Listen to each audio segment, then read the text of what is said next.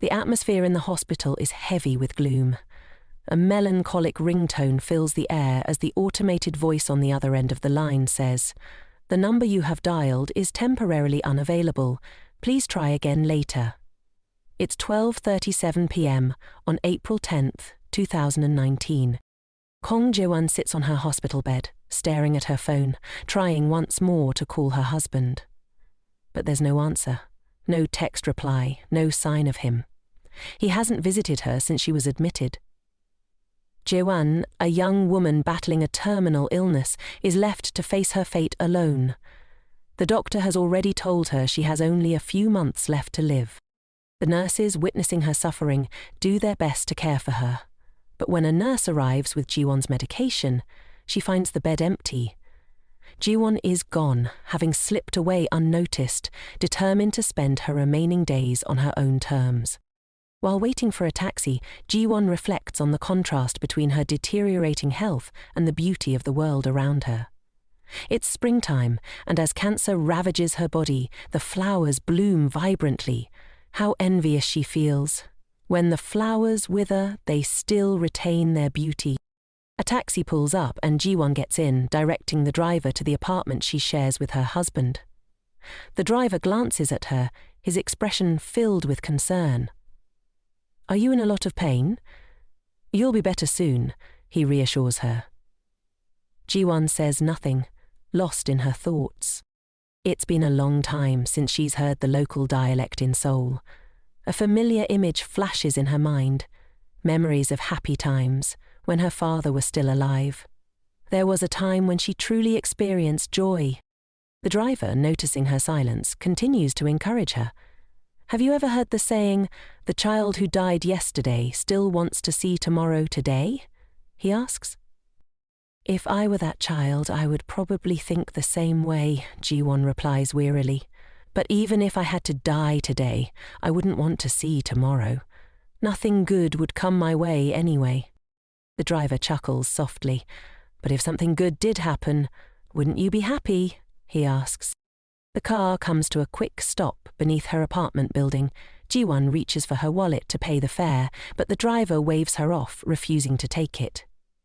"Consider it pocket money from your father for your outing. Good things will come your way. You'll recover, make lots of money, travel the world, and meet someone who also feels like he's already dead." Today was the driver's last day on the job, and Ji-won was his final passenger. He wanted her to live well, to see that money as a promise he made to her as she opened the bill. She found a piece of candy inside. Ji-won smiled, agreeing with the driver's words as he drove away. She stood there, silently thanking him for giving her one last beautiful memory in an otherwise painful life. It felt truly nostalgic. Back to reality, Ji-won hurried into the building. She stood in front of the apartment door she hadn't seen in months since being hospitalized. Suddenly, she felt a bit hesitant, but gathering her courage, she took a deep breath and opened the door. As soon as Ji-won stepped inside, her eyes landed on a pair of red high heels, ones she had gifted to her best friend, Soo-min. Her heart sank. At that moment, she heard the voices of a man and a woman chatting in the room. Ji-won trembled as she moved closer, her anger building. Gritting her teeth, she pushed the door open slightly. What she saw confirmed her worst fears. Her husband Min-jun lying in bed with her best friend Soo-min. But what she heard was even more venomous than she could have imagined.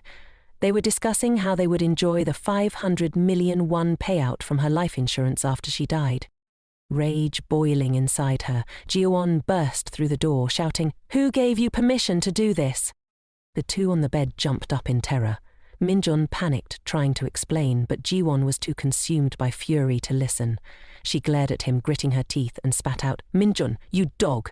Did you really think I'd just lie down and die without a fight? I'll make you pay for this.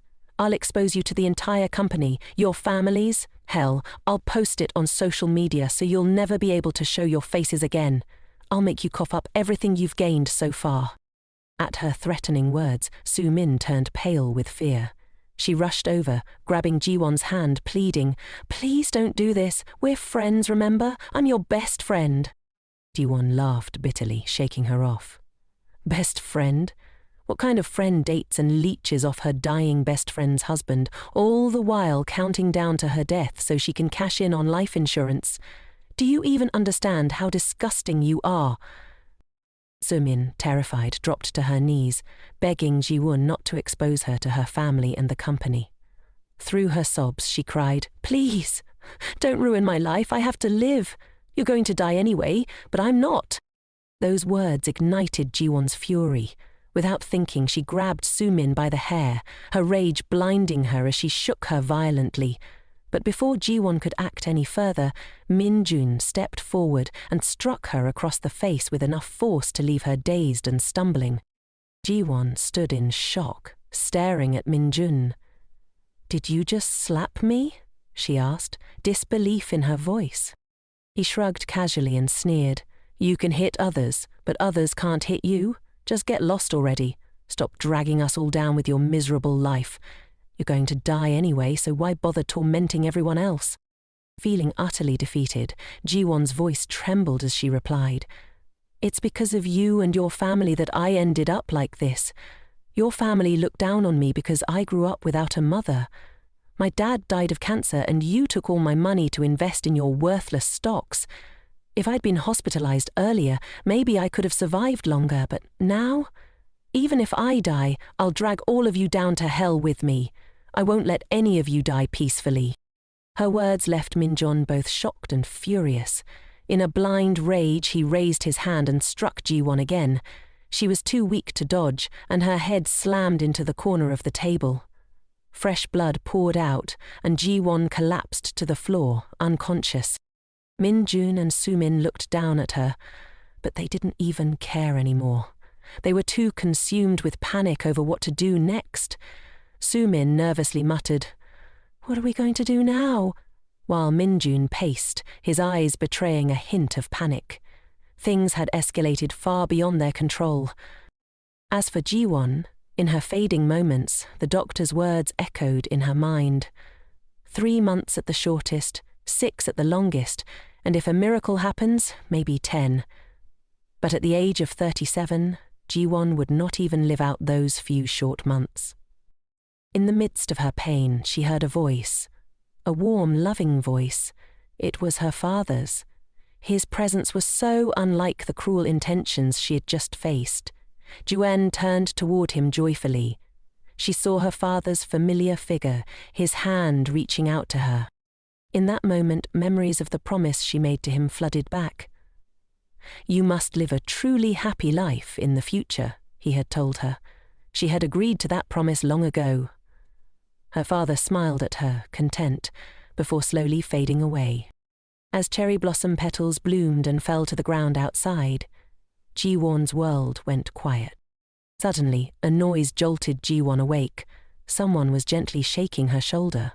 When she opened her eyes, she was startled to see Assistant Jay, a colleague who had left the company 10 years ago.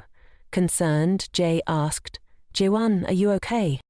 Ji-won, still dazed, tried to make sense of what was happening. She looked in the mirror and was shocked to see herself looking young and full of life. What on earth is going on? The last thing she remembered was being struck by Min-jun, hitting her head on the table and dying. Now, here she was, alive. Confused and bewildered, she glanced at the phone on the table. It was vibrating. Ji-won picked it up and stared at the screen. The phone was familiar, the one she used years ago. The date displayed was April 10th, 2009.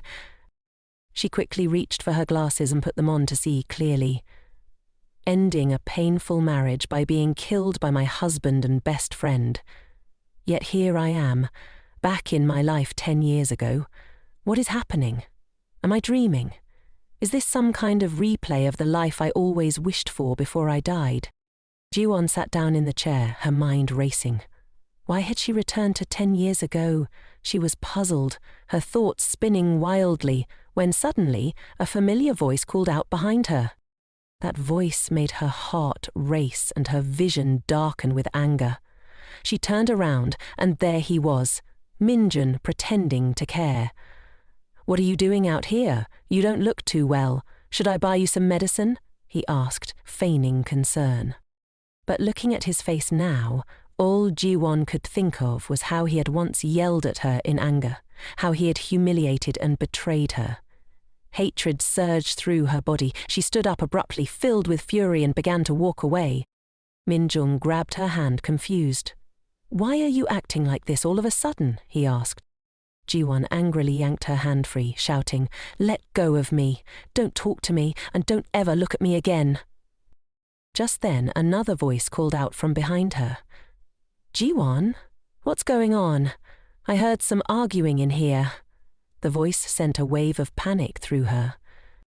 It was Su-min, her so-called best friend and the woman who had slept with her husband. Just the sight of her made Ji-won feel utterly nauseous. She couldn't believe that even after dying, this couple was still clinging to her life. She muttered curses under her breath. "Go to hell, you scumbags." Su-min, still clueless, asked, "What's wrong, Ji-won?" Looking at her fake, concerned expression, Ji-won trembled with rage. The anger boiled inside her, and she wanted nothing more than to lash out. The resentment she had suppressed for so long was bubbling to the surface. Just as she was about to act, Assistant J appeared and interrupted. "The manager is looking for you," Assistant J said, urging her to hurry over. Ji-won wiped away her tears with the back of her hand and left without another word. Yet sorrow still gripped her heart. "Where am I? Why couldn't I have died more beautifully?" She felt lost, trapped in the memories of 10 years ago, where someone always stood alone in her mind. Someone distant yet familiar, always in shades of black and white. Ji-won walked into the office, her eyes landing on the nameplate on the desk. Jo Jin-hyuk, manager. Suddenly memories came flooding back. This was her stern superior from 10 years ago.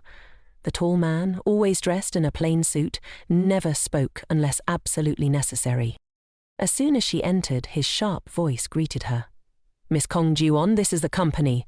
I expect you to clearly distinguish between personal matters and work." He handed her a stack of documents and added, "If there's nothing else, you should leave work early." Ji-won noticed a handkerchief placed on top of the documents. Jin-hyuk's tone softened ever so slightly as he spoke again. "Manage your personal emotions so they don't affect your colleagues." She quickly bowed her head in thanks and turned to leave, lost in her thoughts. As she walked, she accidentally tripped over a trash can. Before she could fall, a pair of hands reached out and caught her. "Are you okay?" came a concerned voice from behind her. The familiar voice of the department head echoed in her ears. This was the first time Ji-won had come face to face with the department head, standing so close to him. Ji-won replied that she was fine, pushed the department head away, and hurriedly ran off. Jin-hyuk just silently watched her, saying nothing. After tossing the documents onto her desk, Ji-won thought to herself that she had to get out of there. Perhaps reliving this hellish time was her punishment. But she absolutely couldn't just accept it like this. She left, leaving her colleagues in shock. In the elevator, Ji-won still couldn't believe she was back in this time, with even some things that weren't part of her past life's memories. What on earth does the universe want by bringing me back here, she wondered. The image of her earlier moment with the department head flashed in her mind. Lost in thought, she suddenly heard someone asking her something. It turned out the elevator doors had opened, and her colleagues were asking if she was getting off. She quickly apologized and stepped out. In her haste, she tripped over the elevator door. This time, no one was quick enough to catch her. She remembered that in her past life, she had also fallen in front of Jin-hyuk, and he hadn't caught her then either. Why is it like this today, she thought. At that moment, her colleagues worriedly asked if she was okay. Jae-won, feeling all mixed up, thanked them and ran out of the company as fast as she could. This time, she didn't trip at the door. She sprinted away from that suffocating place, and it wasn't until she was outside that she finally stopped to catch her breath. Ji-won gazed at the cherry blossoms blooming around her. It reminded her of the day she had left the hospital. Still a bit dazed, her phone suddenly rang. It was a call from that jerk Park Min-wan. Naturally, Ji-won coldly hung up on him. She snapped her phone shut and turned towards the bus stop. She still wondered if today was just a dream. But why was it 10 years ago, the very year I married that scumbag Park Min-hwan? This dream felt too strange. Just then, her phone buzzed again. This time it was from department head Jin Hyuk, not the other guy, so she answered. On the other end, he informed her that he had sent some additional documents and reminded her to check them when she got back to work. Her mood was sour, so she only gave casual replies. "Tomorrow at work," he added. Without thinking, she replied, "Tomorrow is Sunday." Realizing her mistake, she apologized and quickly hung up the phone, feeling embarrassed. Ji-won wondered if tomorrow would still come for her. Suddenly, she discovered something intriguing in her pocket. Astonished, she pulled it out to take a look. She was taken aback by what she saw. The cash and candy she had received from the driver who took her back to the apartment. Tears welled up in her eyes. It wasn't just some magic trick or illusion. It was her dad's final gift to her. She silently thanked her dad, realizing she really had travelled back 10 years in time. This must be his way of giving me another chance, she thought. She bowed her head, silently promising to live a new life filled with joy and happiness. Maybe her dad was hoping for that too. Meanwhile, back at the company, Park Min-hwan was glued to his phone, frustrated. He had called Ji-won countless times, but she just wouldn't pick up. Why is she acting so different all of a sudden? He couldn't understand what was going on with her, and she had even left her bag behind. At that moment, Jo Soo-min, sitting across from him, curiously asked if he had managed to reach Ji-won. Min-hwan sighed and said it was no use. Ji-won was clearly upset about something. He planned to clock out soon and go find her, plus bring her bag back. Seeing his concern, Soo-min suggested they swing by Ji-won's favourite chicken joint after work to grab some takeout for her. "She'll totally love it," Soo-min said with a smile. Min-hwan happily agreed.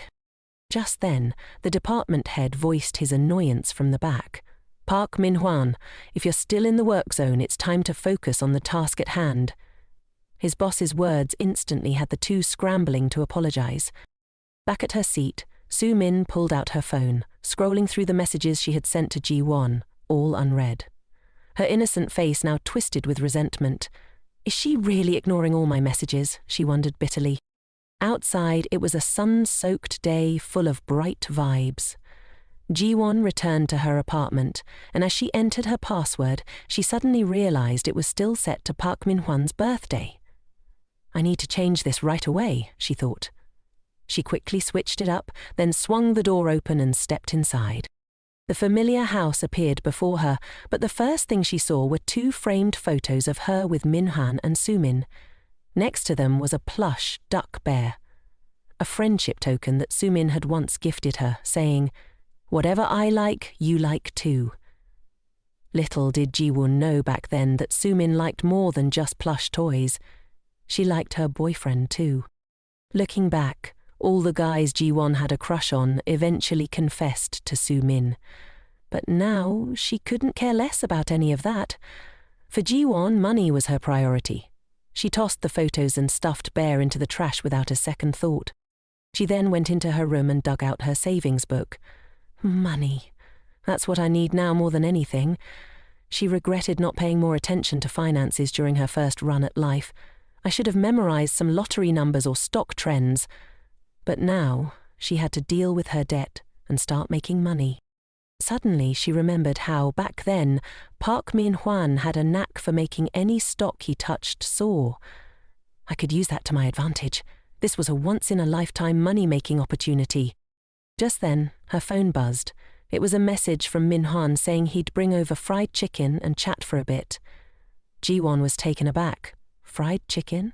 She had always found it nauseating whenever he mentioned fried chicken before, so why was he suddenly offering to buy it for her now?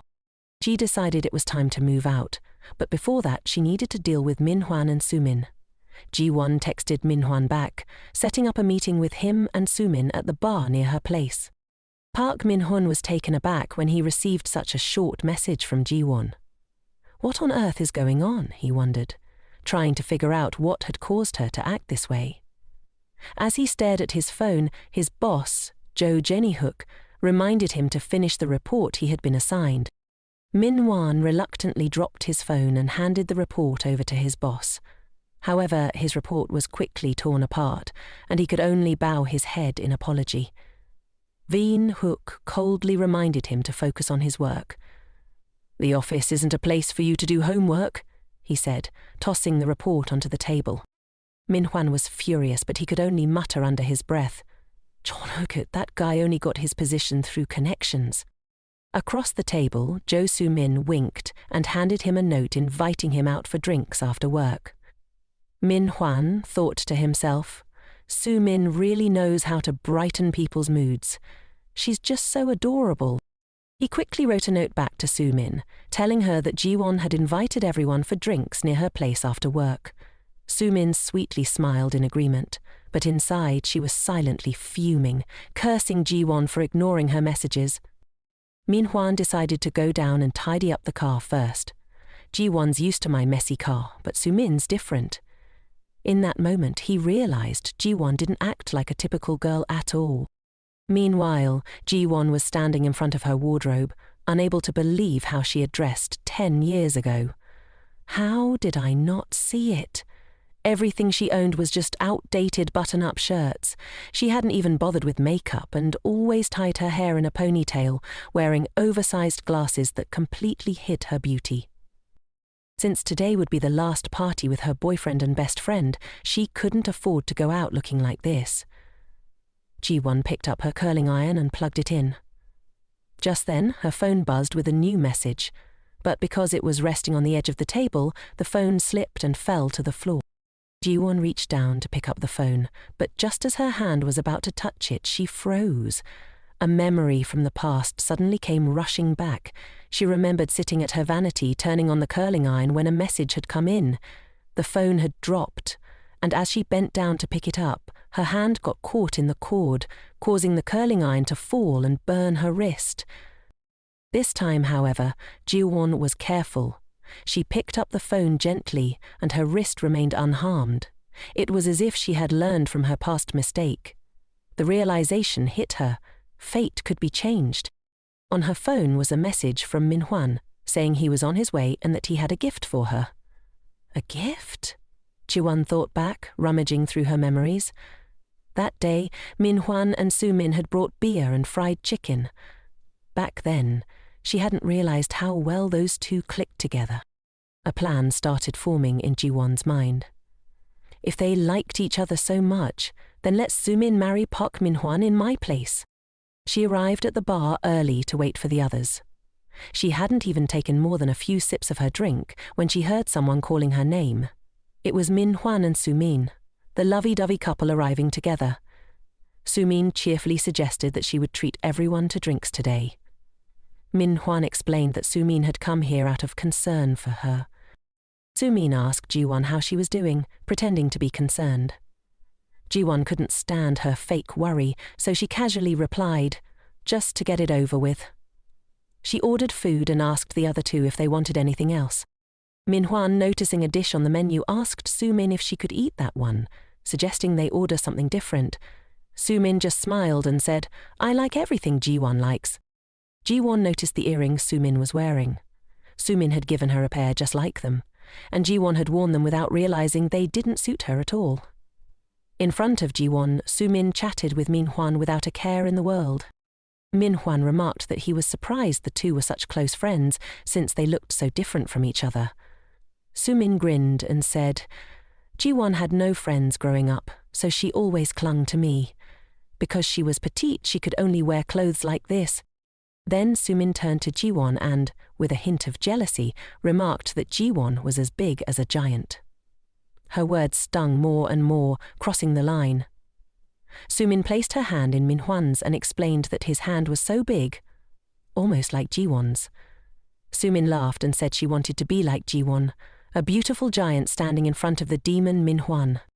Ji-won calmly sipped her drink, unfazed. Then she spoke up, hinting that their portions were the same. She asked, "What were you doing while you were growing up like this?"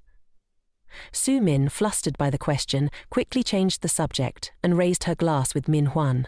The three of them toasted to their first time drinking together. Ji-won wasn't interested in clinking glasses with this couple. She silently watched their fake camaraderie. Soon, the boneless chicken was served, and Su-min exclaimed it looked gross. Min-hwan asked her if she had just said she liked it. Su-min, trying to cover, quickly replied, "Well, if Ji-won likes it, then everyone must like it, right?" She complimented Ji-won, saying she ate so well and that it must be delicious. Ji-won calmly called her out. "You called for chicken the last time we ate together and even ordered 3 bottles of soju." Su-min's face turned awkward, forcing a smile and asking if she really had done that.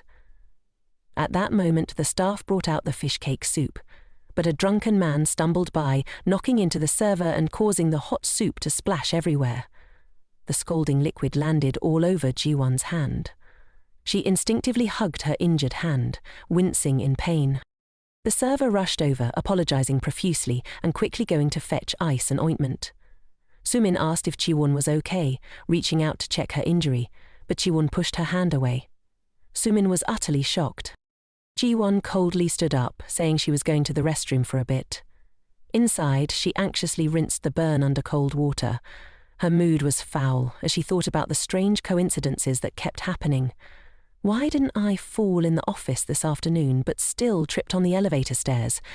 The burn on her hand was eerily similar to the one she got from a hair straightener 10 years ago. Could it be that in this lifetime I still couldn't escape marrying that jerk Min-hwan? Is it true that what's meant to be will be? Ji-won thought, as she turned off the tap, determined not to let that happen. Returning to the dining table, Su-min was still using alcohol to act out. She was getting bolder, pretending to be cute in front of Min-hwan. Ji-won knew all too well that Su-min was putting on a show.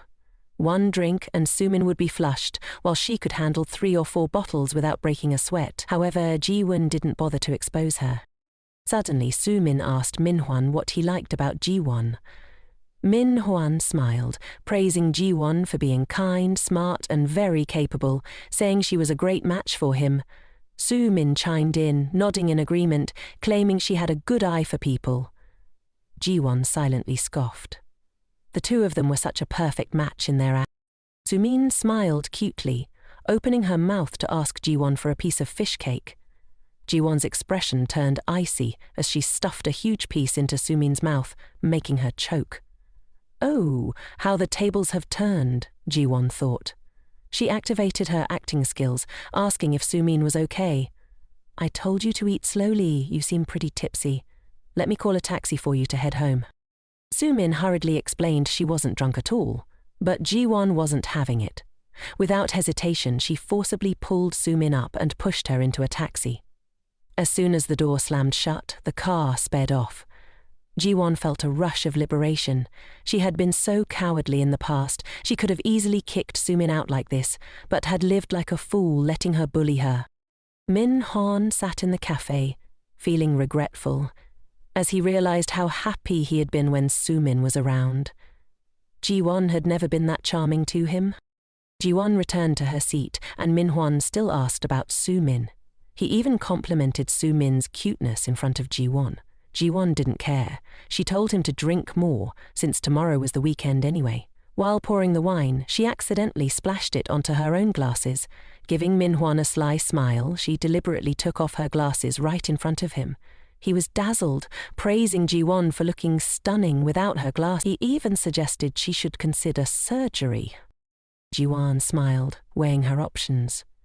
"Should I wait for a raise or dive into buying stocks?" she casually asked Min-hwan if he could give her a little lesson on stocks. As soon as stocks were mentioned, Min-hwan perked up with excitement. When it came to stocks, he could talk endlessly, like a never-ending blockbuster. After finishing their meal, Min-hwan was driving Ji-won home. She thanked him for bringing her bag back to her. Little did she know he took the initiative to plant a sweet kiss on her forehead, wishing her a good night. Ji-won suppressed her disgust, urging him to hurry back.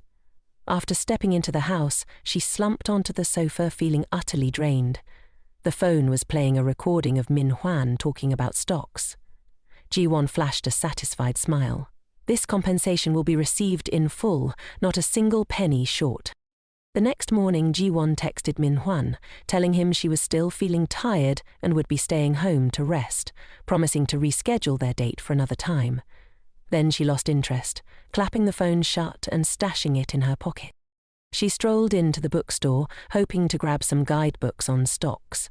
She stood there for quite a while, contemplating, but the books were packed with so much industry jargon that she couldn't wrap her head around any of it.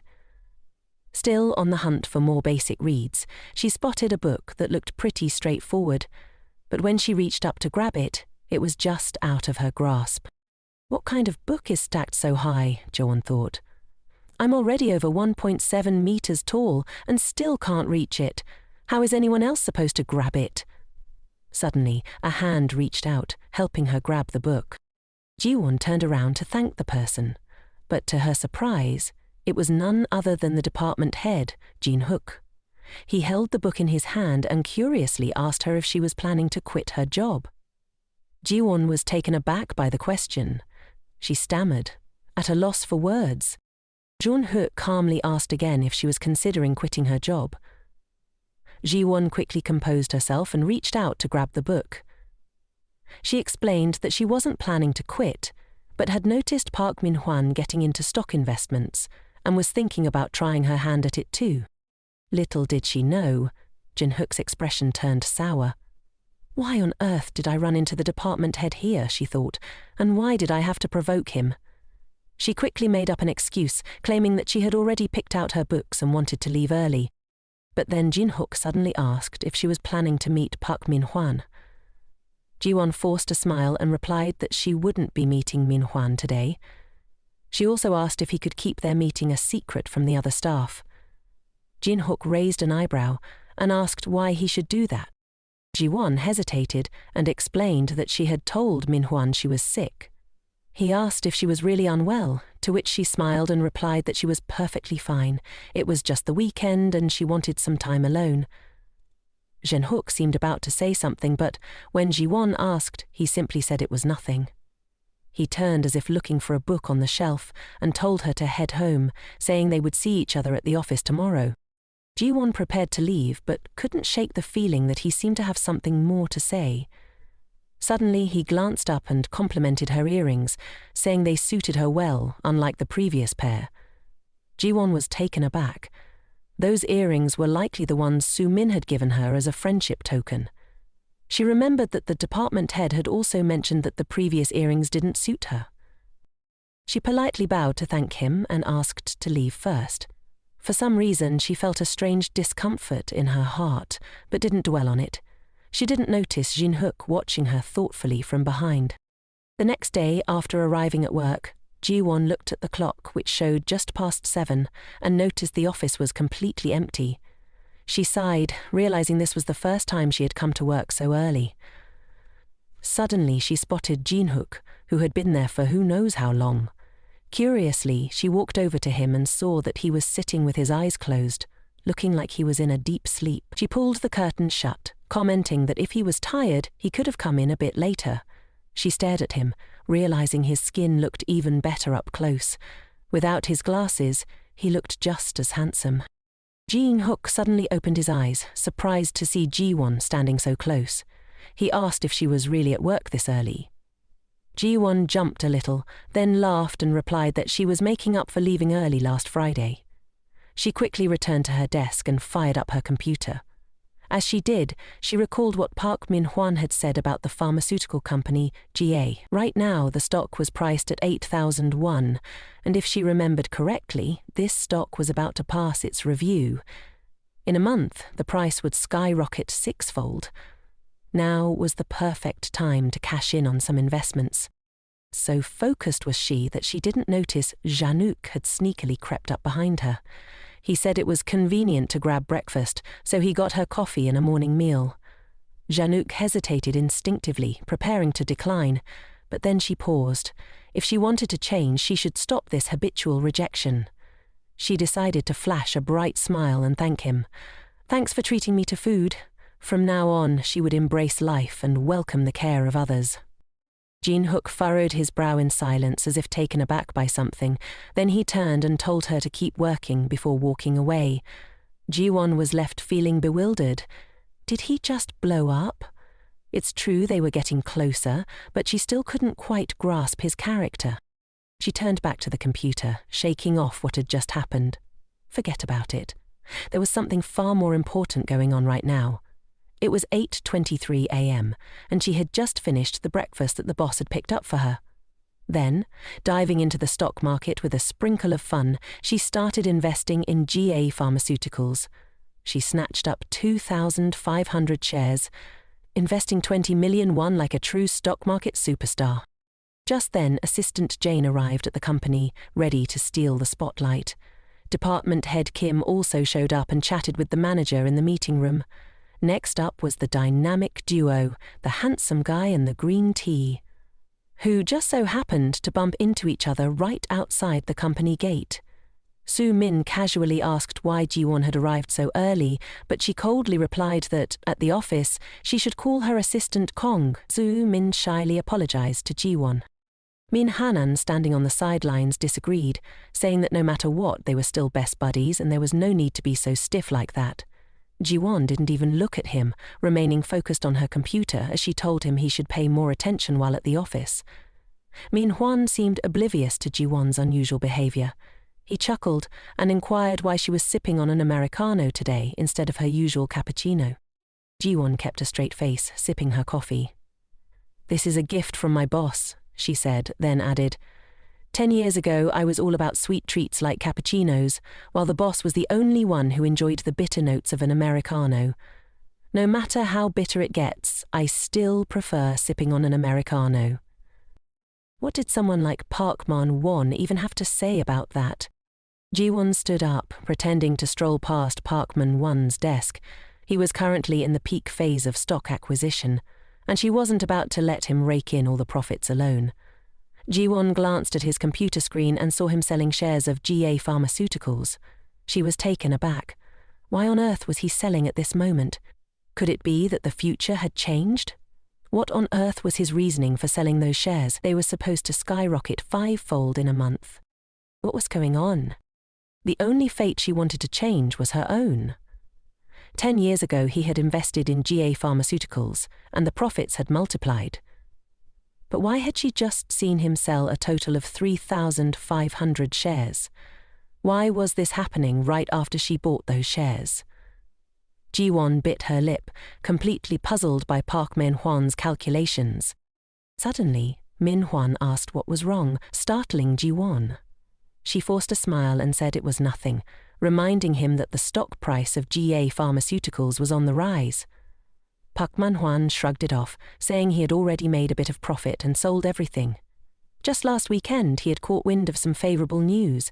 There were whispers that M-Dub Technology would partner with ET Electronics, and he was sure it would explode soon. As Park Man-hwan rambled on about the intel he had gathered, Ji-won was lost in thought. A company like M-Dub, even one as clueless about stocks as her, was well known after introducing new technology in mobile phones. The stock price had skyrocketed in no time, only for the CEO to flee abroad a month later, causing massive losses for investors. But why was he planning to invest in such a company now? After grabbing the documents, Park Man-hwan winked at her, saying he was sharing this news with her alone and that she shouldn't tell anyone.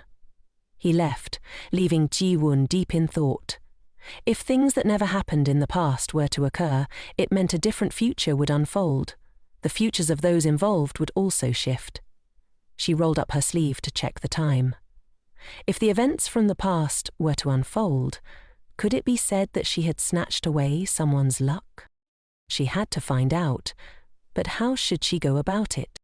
Min-hwan returned to his desk. Ji-won approached and asked if he wasn't going to have lunch. He replied that he was just about to go eat. She smiled and told him she was also planning to grab a bite, asking if he wanted to join her. Moments later, Ji-won, Park Man-hwan and Soo-min stood in front of the elevator.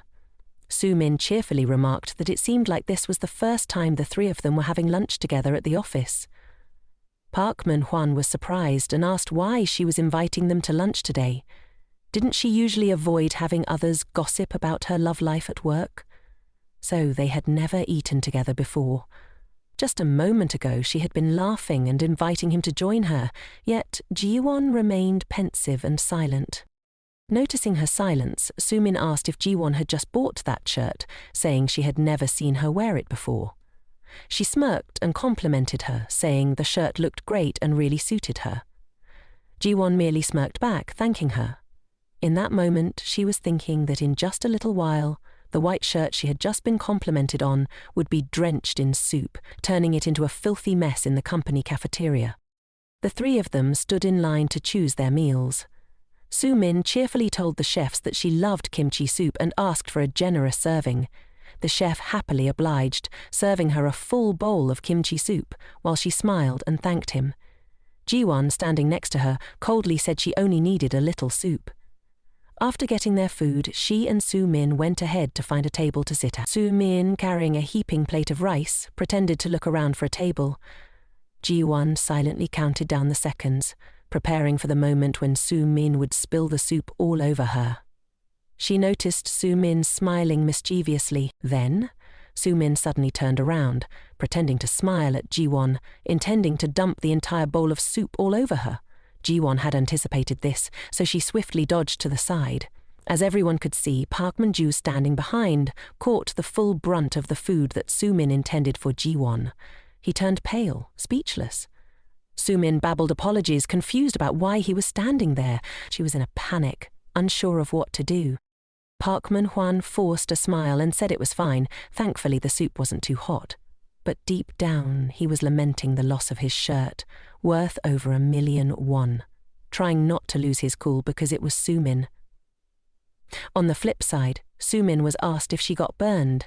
She said she was fine, claiming she didn't see Ji-won, and that's why she turned back and accidentally spilled the soup all over him. Ji-won stood to the side, watching the two people checking on each other with a frosty expression. She told Soo-min to stop lingering around and hurry up to grab some tissues. Surprised, Soo-min pointed at herself and asked if she really had to go get them. Ji-won casually remarked, "You've spilled it all over him, so if it wasn't you, then who else could it be?" She then set the tray down on the table and turned around to go grab something. Ji-won turned to ask if Park Min-hwan was okay, pretending to lament that this was his favorite shirt, making sure Soo-min, who was walking ahead, could hear. "This is the very shirt I gifted him on our 1-year anniversary." Soo-min stormed off with a twisted expression, fuming as she grabbed a tissue. When she brought the tissue back, Park Min-hwan was nowhere to be found. Ji-won simply mentioned that he had gone to the restroom. "You should just chill and sit tight while I go wash my hands." As Ji-won was washing her hands, you could hear someone calling from the next room. Ji-won paused for a moment, then turned back to ask if the person calling her was indeed talking to her. The person inside confirmed, saying they wanted to ask her for a favor. Ji-won instantly understood what the person was craving. She quickly reassured them, saying she would be right there with it in a moment. The people inside buzzed with gratitude for her. Later, Ji-won brought some goodies to the girl inside the room, making sure to bring an extra shirt to avoid any awkward moments. The girl could only express her heartfelt gratitude to Ji-won, feeling lucky to have her by her side. Without her, she wouldn't have known what to do. When she opened the door and saw Ji-won, the girl genuinely brightened, showering her with endless thanks. The girl, whose phone had died and who hadn't eaten yet, explained that the place felt like a ghost town and she was worried about getting stuck, which was giving her serious anxiety. It turned out the girl was Haini, who had started working with Young-soo a month ago. Haini was still smiling and thanking Ji-won profusely, mentioning that there were people who came before, but when she asked for help, they all just ghosted her. Ji-won asked if Haini wanted to grab a bite together, since she hadn't eaten yet. Haini's eyes sparkled with excitement as she instantly agreed. The two of them chatted away as they made their way back to the cafeteria. Meanwhile, Soo-min was having a lively chat with Park Man-hwan about how she's always ready to lend a helping hand. She mentioned that since childhood she's been super busy worrying about Ji-won. She also added that Ji-won wasn't really a social butterfly back in school, just to fill him in. Park Man-hwan praised her, saying she truly is a good person. Sumin, trying to reclaim her image in front of Park Man-won, suddenly recalled that 10 minutes ago she had gone to the restroom to grab some tissues for him.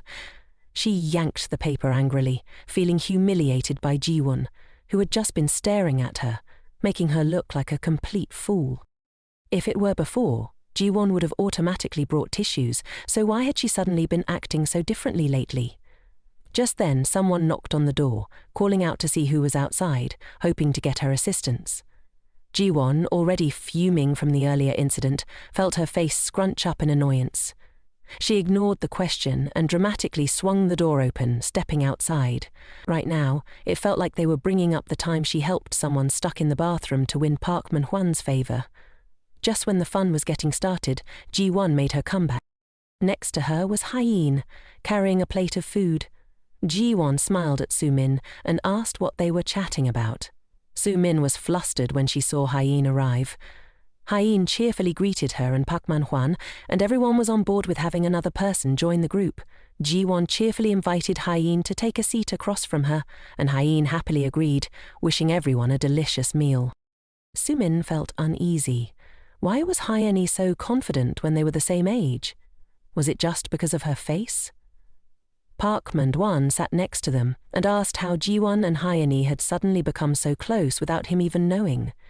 Hyeen cheerfully mentioned that Ji-won had just helped her out with a few things.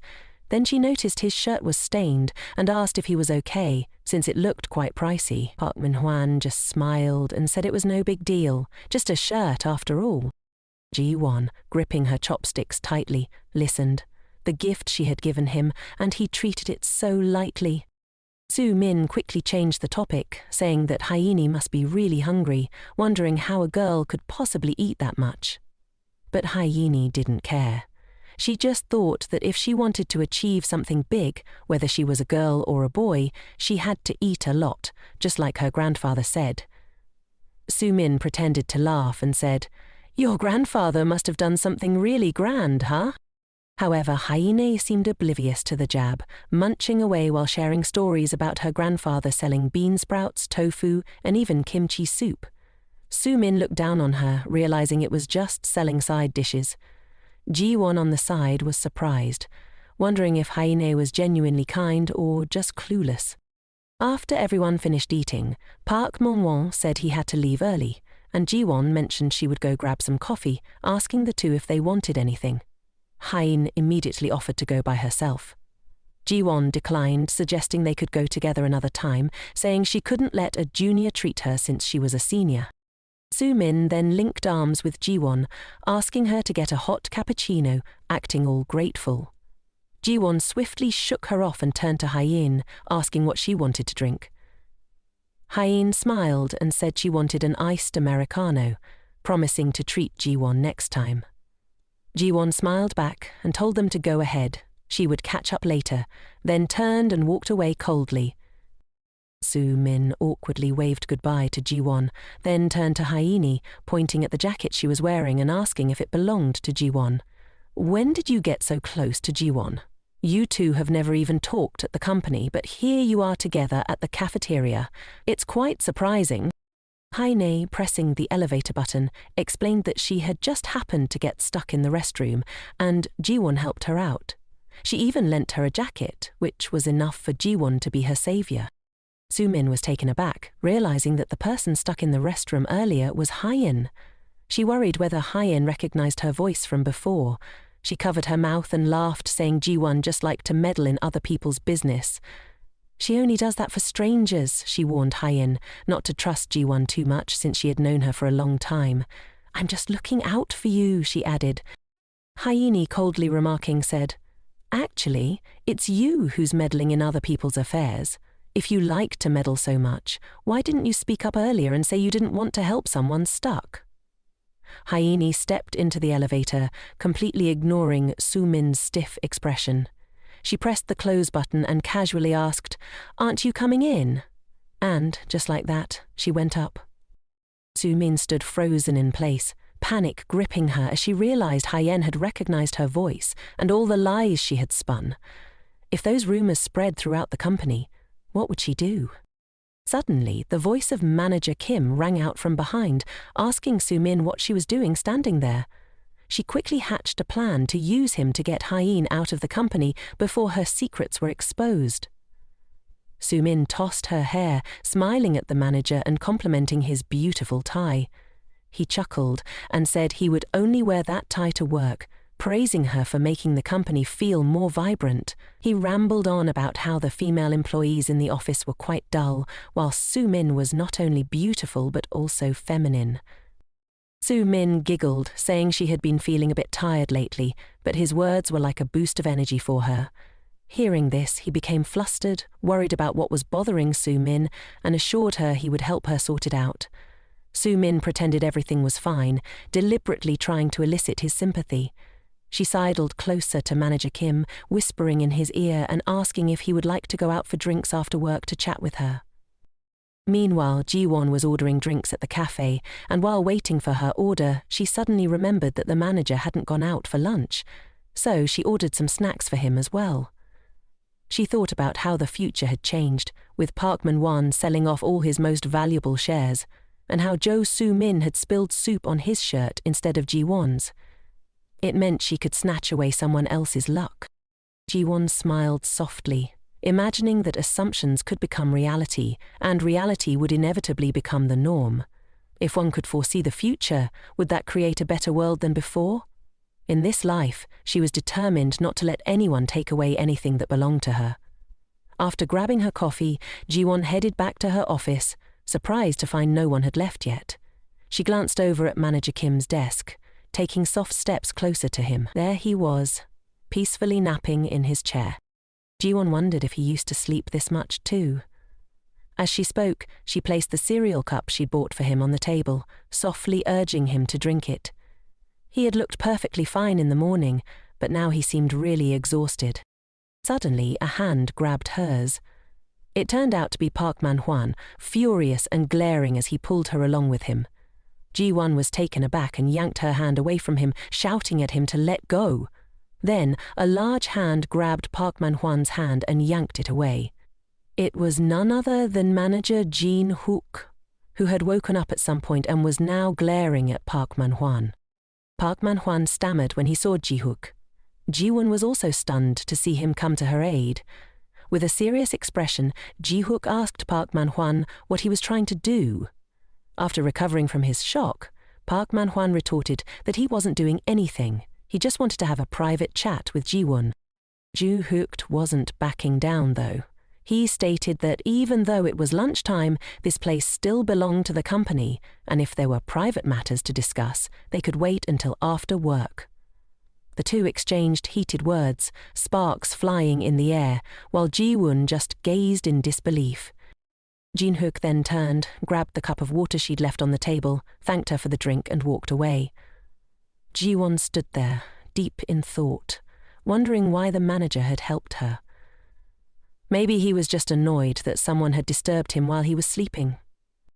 Suddenly she turned around and found Park Man-hwan gritting his teeth, glaring at her. He mumbled that they would talk after work. Ji-won shivered, feeling scared at his expression. It reminded her of the time he had yelled at her when she suggested a divorce. He had said her existence made his life miserable and that marrying her was just out of pity. How dare someone like her suggest a divorce? He had said it with a fierce demeanor, and thinking about it now made her tremble all over. Suddenly, someone placed a hand on her shoulder from behind. Thankfully, it was Assistant Jang. She smiled and asked Ji-won if they could talk for a moment. Assistant Jang brewed her a cup of peppermint tea to help her unwind and kindly asked if something was bothering Ji-won. Earlier, she had noticed that Ji-won's face looked pale. Ji-won simply replied that it might be due to overworking herself. Assistant Jang chuckled, saying it was because Ji-won worked too hard. She suggested Ji-won take a break now and then, just like she had prioritized her own health after having her baby. Ji-won suddenly remembered that Assistant Jang had returned to work not long after her maternity leave, but soon resigned. Worried, she asked if Jang was doing okay these days. Jang replied that she was fine, though a bit anxious because team leader Kim wouldn't leave her alone.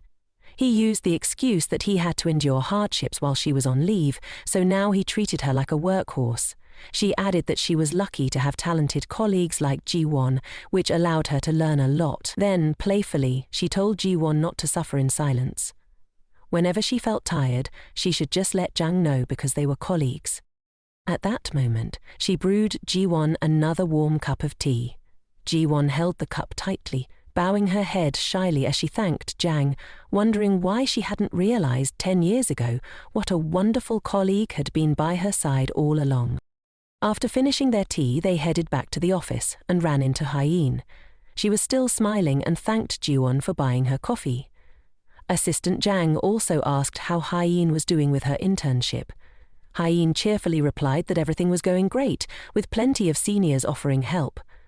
Then she turned to ask about Assistant Jang's child, wondering if she had grown a lot by now. Assistant Jang happily showed them pictures of her daughter, and the three of them chatted animatedly, though Assistant Jang still felt sad about having to send her little one away while she was still so young. She knew she had to work hard to provide for her child. While the three of them were engrossed in looking at pictures of Jang's daughter, Soo-min and team leader Kim returned to the office. Ji-won and the others noticed them immediately, and the atmosphere shifted. People quickly scattered to their tasks.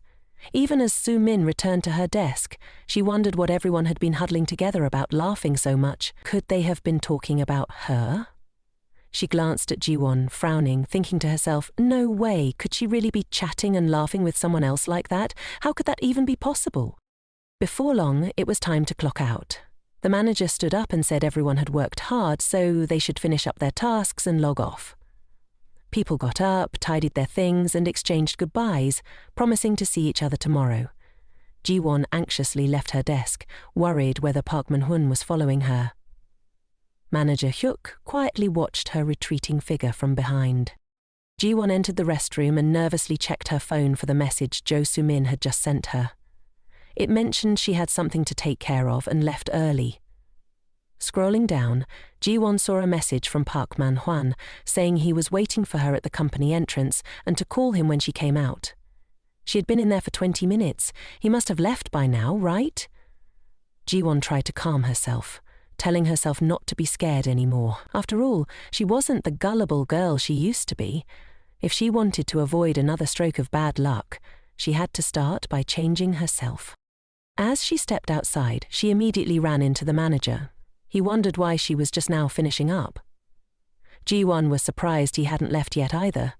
He simply replied that he had some business in the management department, which was why he was still there. The conversation ended, and Ji-won pressed the elevator button. The doors opened, and the two of them stepped inside in silence. Ji-won was still very anxious. What if Park Min-hwan was still waiting for her? She absolutely did not want to run into him. Meanwhile, Jun-hyuk suddenly spoke up, saying if it was convenient, he could give her a ride home since they were leaving at the same time. Once they reached the car, Jun-hyuk asked where she lived. Jin-won couldn't bring herself to look at him, replying that her place was in a quieter area, but he could just drop her off nearby. As Jin-won fumbled around, she noticed a designer lipstick by the car door. So, the manager had a girlfriend already. Actually, that wasn't too surprising. As the car approached the checkpoint to exit, Ji-won spotted Park Man-hwan still waiting at the door for her. He was leaning against a car, staring intently at his phone. As the school van rolled by, he suddenly looked up, his curiosity piqued. Ji-won, tense in the car, raised her hand to shield her face, fearing he might catch a glimpse of her. The car glided smoothly past him. Ji-won was taken aback, then glanced at Jun-hyuk, who noticed how she kept covering her face with her hands. She softly replied with a thank you, her heart whispering a sigh of relief. That was close, she thought, feeling like she had almost been caught in a drama. Later, Jun-hyuk escorted her all the way home, stepping up to open the door for her. "Goodbye, and see you tomorrow, superstar," he said. She shyly greeted him back before heading up to her room. Jun-hyuk stayed behind for a moment, watching her head to her room before getting into the car. He sat there quietly for a while, and when he saw her room light up, his phone rang. The call was from a girl, asking why he hadn't clocked out yet. She wondered what was going on, since he had been so distracted lately. He casually replied, "I can't make it today, so you'll have to handle things on your own." Without giving her a chance to react, he hung up. The car sat quietly, parked outside Ji-won's place. Meanwhile, Jo Soo-min was having a drink with the head of the team, Kim. Her expression was one of pure discontent, secretly blaming the cheap, cloying scent of his cologne that clung to her like an unwanted sidekick. While Ji-won was out on a date with that handsome guy in designer clothes, here she was, stuck sitting with this smelly old man. The head of the committee, blissfully unaware of her inner musings, finished his drink and began complimenting her, saying that sipping wine with a beauty like her was simply a match made in heaven. He suggested they grab drinks together more often. Jo Soo-min playfully covered her mouth while laughing at him, masking her true feelings. At that moment, he asked her if she had something on her mind, encouraging her to share her thoughts. She simply said it was a small complaint of hers, then grabbed the bottle of wine from the table. Seeing the head of the committee smile, she thought to herself, if we down a few more drinks, maybe he'll spill some juicy details. While pouring a generous glass of wine for him, she casually mentioned Hyeni and assistant Jan, deliberately implying that they weren't fond of her. She pretended to be a damsel in distress, claiming that they had no right to treat her this way. She said she wanted to snap back at them, but if she decided to quit, he shouldn't take it to heart. The head of the committee, hearing this, immediately blew a gasket. He snapped that Soo-min wasn't taking a break and that he would handle them himself. In the company, with the chairman, he couldn't do anything, but here, he was the number one. Soo-min smiled and thanked him, but she didn't forget to add a little fuel to the fire, saying she really wanted to get along with everyone, but that they were being too harsh on her. The head of the department comforted her, suggesting she drown her sorrows in some drinks tonight, and assured her he'd handle everything else. He then turned to cheerfully clink glasses with her. Soo-min took a sip of her drink and shot a glance at him. She secretly smiled to herself, thinking how foolish and easily manipulated he was. Now, all she had to do was sit back and enjoy the show. Meanwhile, at home, Ji-won had just finished her shower, towel in hand while scrolling through her phone. On her screen was a message from Soo-min, pretending to care, asking why Ji-won had turned off her phone. She even mentioned how Ji-won had been making her sad lately, but that she still cherished her, wishing her a good night and saying they'd meet again tomorrow. Then came the missed calls from Park Man-hwan, who was really starting to get on her nerves. Just as Ji-won was about to change her number, her phone rang again. Park Man-hwan was calling. Reluctantly, Ji-won answered. The first thing he asked was where she was. She replied calmly that she was at home and asked if he needed something. Park Man-hwan sounded shocked and incredulous, asking when she had gotten home. He insisted he would come over to talk, but Ji-won declined, saying they could talk over the phone. She was really tired. After a pause, he asked why she had bought coffee for Jin-hook today, something she never did. She explained that Jin-hook had bought her coffee in the morning, so she was just returning the favor. Park Man-hwan still wouldn't let it go, questioning why Jin-hwa would buy her coffee in the first place. Ji-won tightened her grip on the towel and countered, asking if he would drink coffee alone if they were the only two in the office. He was left speechless and quickly changed the subject to why she had turned off her phone. She frowned and simply explained that it was because he had been angry with her and she felt hurt, so she turned it off. If there was nothing else, she said, she was going to sleep. Park Man-hwan then told her to go ahead and sleep, wishing her good night and saying he loved her. Ji-won, hearing that, got furious and threw her phone onto the couch. Exhausted, she slumped into the chair, angry and deep in thought. Both of them claimed to love her, but was there ever a moment when it was genuine? 10 years ago, she had good friends by her side, but perhaps she was afraid that her own misfortune would be discovered by everyone, so she couldn't face those around her. There had been worried glances directed at her before. She suddenly remembered Assistant J. The image of the head of the department scolding her flashed in her mind, throwing documents at her. She recalled how she could only cry silently by herself. Ji-won jolted up in shock. She remembered that in the past she had ignored her own suffering. At that moment, Assistant Jang had just returned home. As she opened the door, her daughter ran up to her with a bright smile, calling out, "Mom!" Assistant Jang sank down to embrace her daughter, who must have been waiting for her for a long time. Her husband was sitting on the sofa, remote in hand, grumbling about why she was home so late. He was starving. Assistant Zhang hugged her daughter and told her husband to stop watching TV and go to the kitchen to make something to eat instead of starving.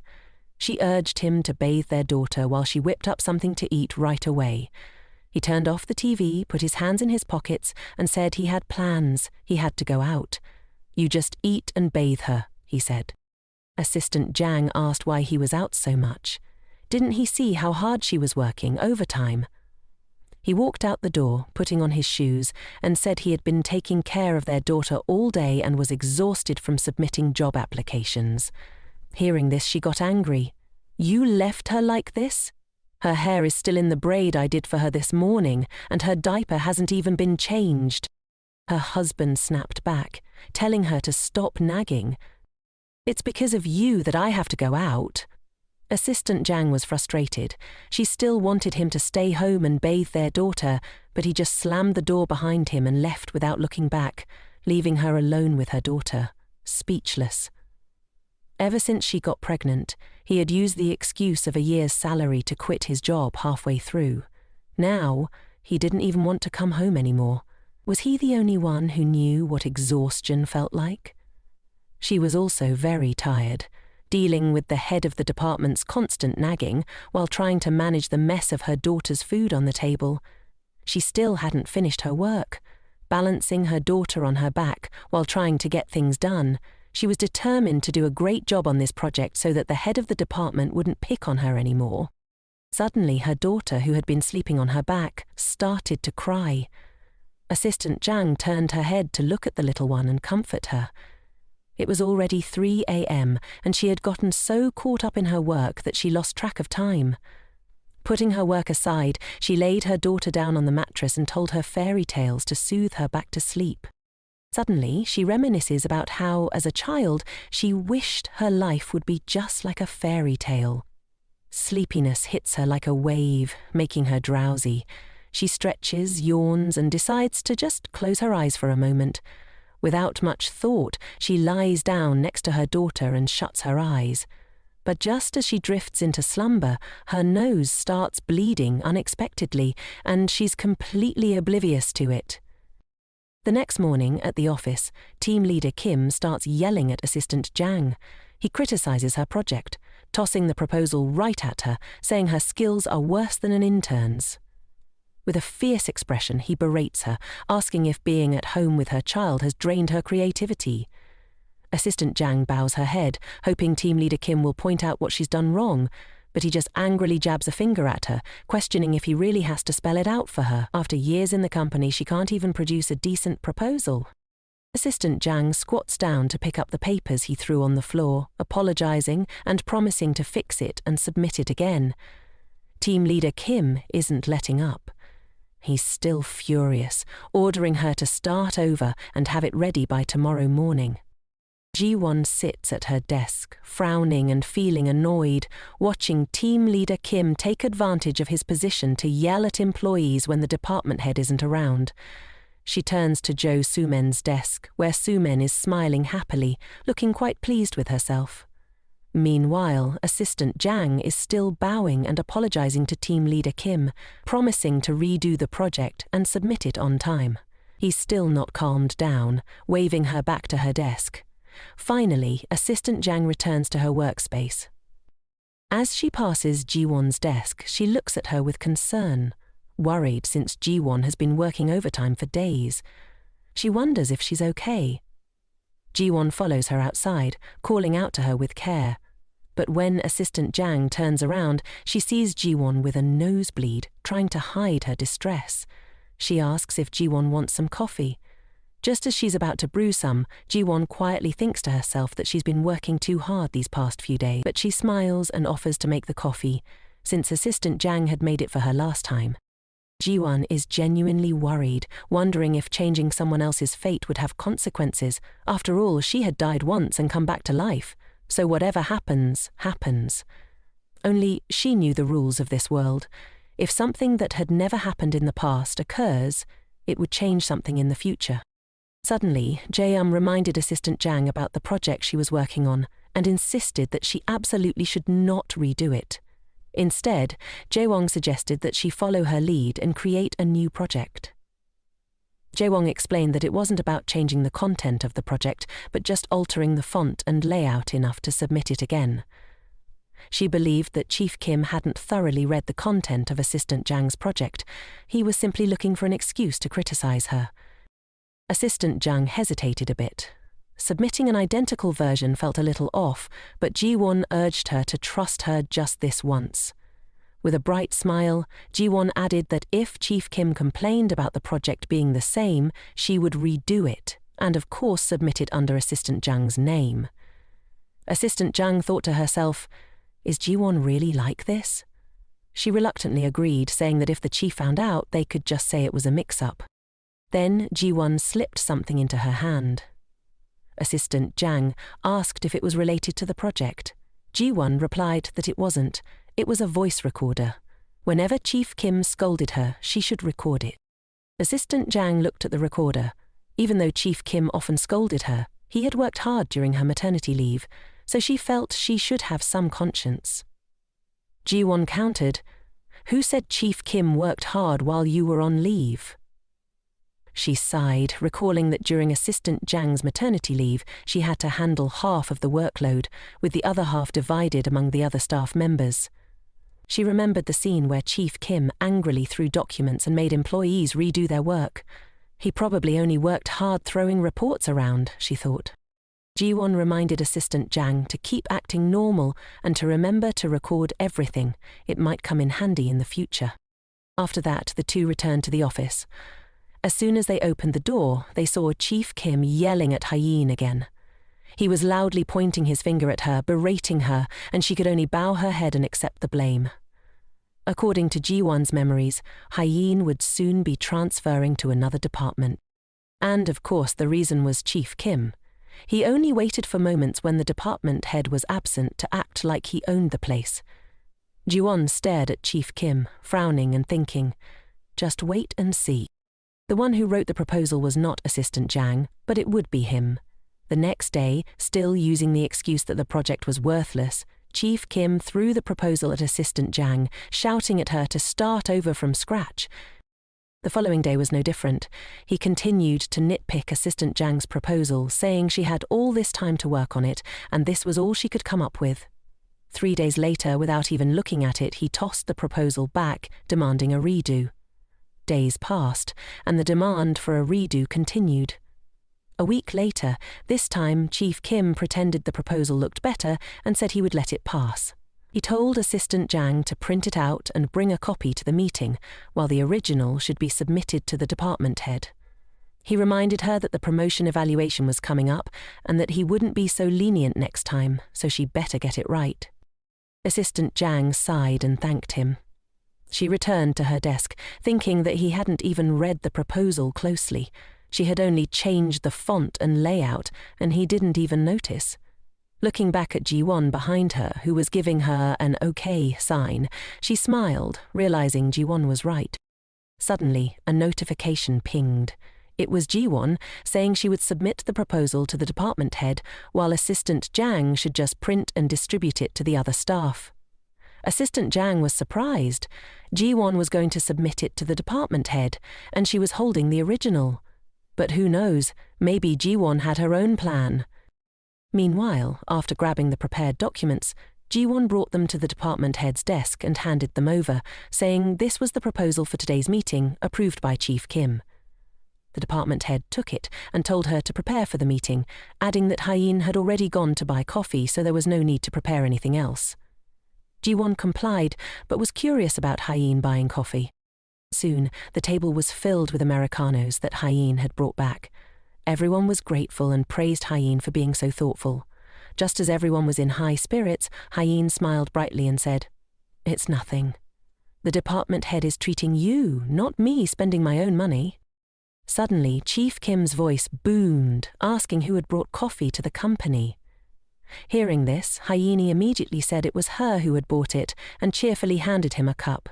He not only refused to take it, but also yelled at her for bragging to him.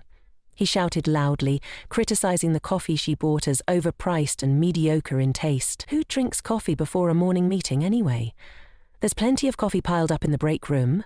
How dare a contract employee use the company card so recklessly like that? Little did he know, manager Jean-Hook had been standing behind him the whole time, his brow furrowed. He informed the man that it was he who had given the company card to Hyene to buy the coffee. The man was taken aback, stammering that he had also intended to use the company card to buy coffee. Jean-Hook coolly replied that it was his card, and since he didn't like instant coffee, he had asked Hyene to go get some. Ji-won and Soo-min, standing nearby, were astonished. Ha-jung had used the manager's personal card to buy coffee. No one had ever done that before. Soo-min, with a displeased expression, turned away to another spot. After that, the meeting commenced, with Jin-hook sitting at the head. He asked if the project was from Assistant Jang. Assistant Jang held the project proposal and began to present her work. Everyone focused on the copies in their hands, listening intently to her presentation. Suddenly, Jin Ye-hook interrupted the presentation. He flipped through the proposal he was holding and pointed out that it didn't match what Assistant Jang was presenting. Seeing this, Chief Kim got furious and scolded Assistant Jang. He had told her to submit the original document to the manager, yet here they were with the wrong version. She hesitantly apologized for submitting the wrong proposal that Chief Kim had returned. Chief Kim turned pale and handed Jung-hook his copy of the proposal to review, not forgetting to scold Assistant Jang a few more times. Jun-hook took the document and began to examine the proposal. As if he had discovered something, he asked Assistant Jang if this was indeed the proposal that had been returned. She looked at the stack in her hands and confirmed it was. Jung-hook then turned to Chief Kim and asked why he had returned the first proposal. The man fumbled, trying to cover up by saying the proposal wasn't clear enough. Assistant Jung had hastily patched together some content from the internet and submitted it to him, which is why he had returned it.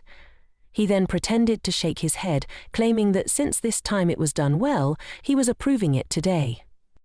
Jin-hook coldly asked how many times the proposal had been returned. He then tossed the proposal onto the table, telling him that both proposals only differed in structure. The content was identical. In the end, what had he read that made him return it and then approve it? Chief Kim looked as pale as a ghost and turned to scold Assistant Jang for daring to play him. Assistant Jang stammered, but Ji-won stood up and apologized. She explained that the first proposal had been written by Assistant Jang, while the one submitted was her own. Jin-hook questioned her, asking what she meant by that. Ji-won bowed her head and explained that she had seen Assistant Jang unwell earlier and had helped her out. She thought the proposal she received was just a reference document, so she based her submission on that. Since Assistant Jang didn't have time to redo it, she submitted that version to the department head. Ji-won bowed, taking responsibility in front of the department head, admitting that submitting the wrong proposal was her fault. Ji-won sincerely apologized. Department head Kim, seeing this, pointed at her and scolded her, questioning if she was even aware of what she was doing. Mistakes could happen, but how could she mix this up? If she knew it was a mistake, she should have asked for an extension to write a new one. Department head Jin-hook adjusted his glasses, frowned, and shot a glare at department head Kim, asking if he was trying to pin the blame on someone else. Suddenly, the fierce reprimand from earlier vanished, replaced by a stiffened posture as Kim stammered that he might have been tired and confused. Jin-hook tapped the proposal folder and echoed the question that Kim had just asked Ji-won. How could this be mixed up? He stood up and met the gaze of the bowing man, promising that this would never happen again. Jin-hook looked at him with a cold, wolf-like glare and told him he didn't need to apologize to him. Instead, he should prepare a written self-reflection for him by tomorrow. At that moment, department head Kim trembled in fear at Jin-hook's intensity, unable to utter a word. Ji-won, seeing this, brought the new proposal folder to Jin-hook.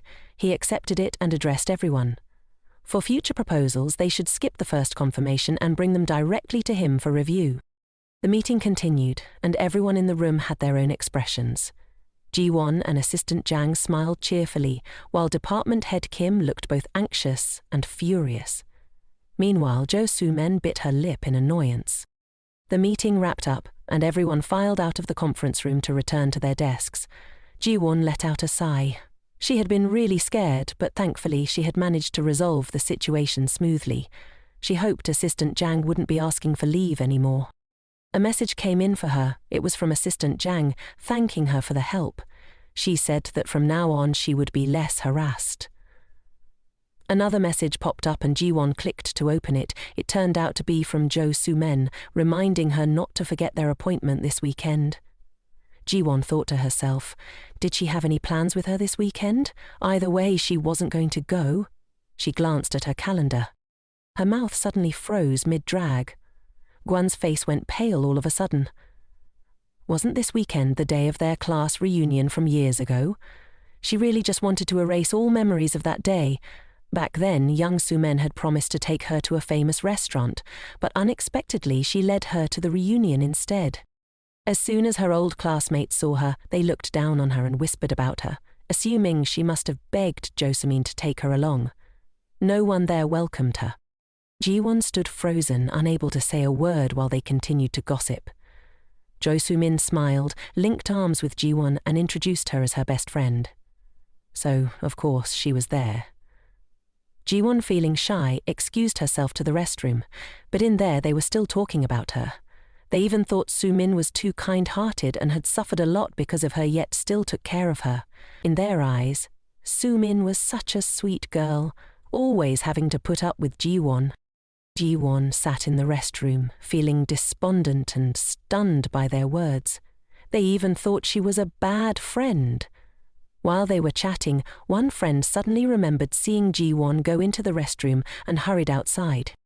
Inside, Ji-won burst into tears, memories flooding back. She recalled locking herself in the restroom for 30 minutes, and when she finally came out, there was no one left, not even Soo-min. Lost in her thoughts, Ji-won... Suddenly, she heard someone call her name. Turning around in shock, Ji-won recognized it was Assistant Un-ho, Hae-in, Ji-won's assistant. Hae-in called her name, jolting her back to the present. Hae-in asked what was wrong and why she was so deep in thought in the restroom. Ji-won awkwardly replied that she was thinking about work.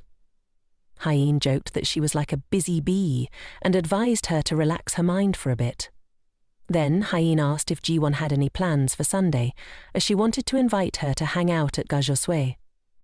Ji-won remembered she had a date with Soo-in on Sunday, so she told Hae-in she was already booked for that evening. Hae-in felt a bit down upon hearing Ji-won's response, but then suggested rescheduling for the morning instead. Ji-won happily agreed, and both of them were excitedly looking forward to their Sunday morning date. Hae-in was thrilled and told Ji-won to hang tight because they were about to plan an epic adventure. But suddenly, Ji-won realized the lipstick Hae-in was wearing. It was the same lipstick she had spotted in manager Jin-hook's car. Ji-won's mind raced as she recalled a rumor circulating in the company. Hae-in and manager Jin-hook were dating. Perhaps the rumors were actually true. In Ji-won's eyes, manager Jin-hook was a cold, distant figure, while Hae-in was outgoing, vibrant and friendly. Ji-won wondered how two people with such contrasting personalities, like fire and water, could possibly be a couple.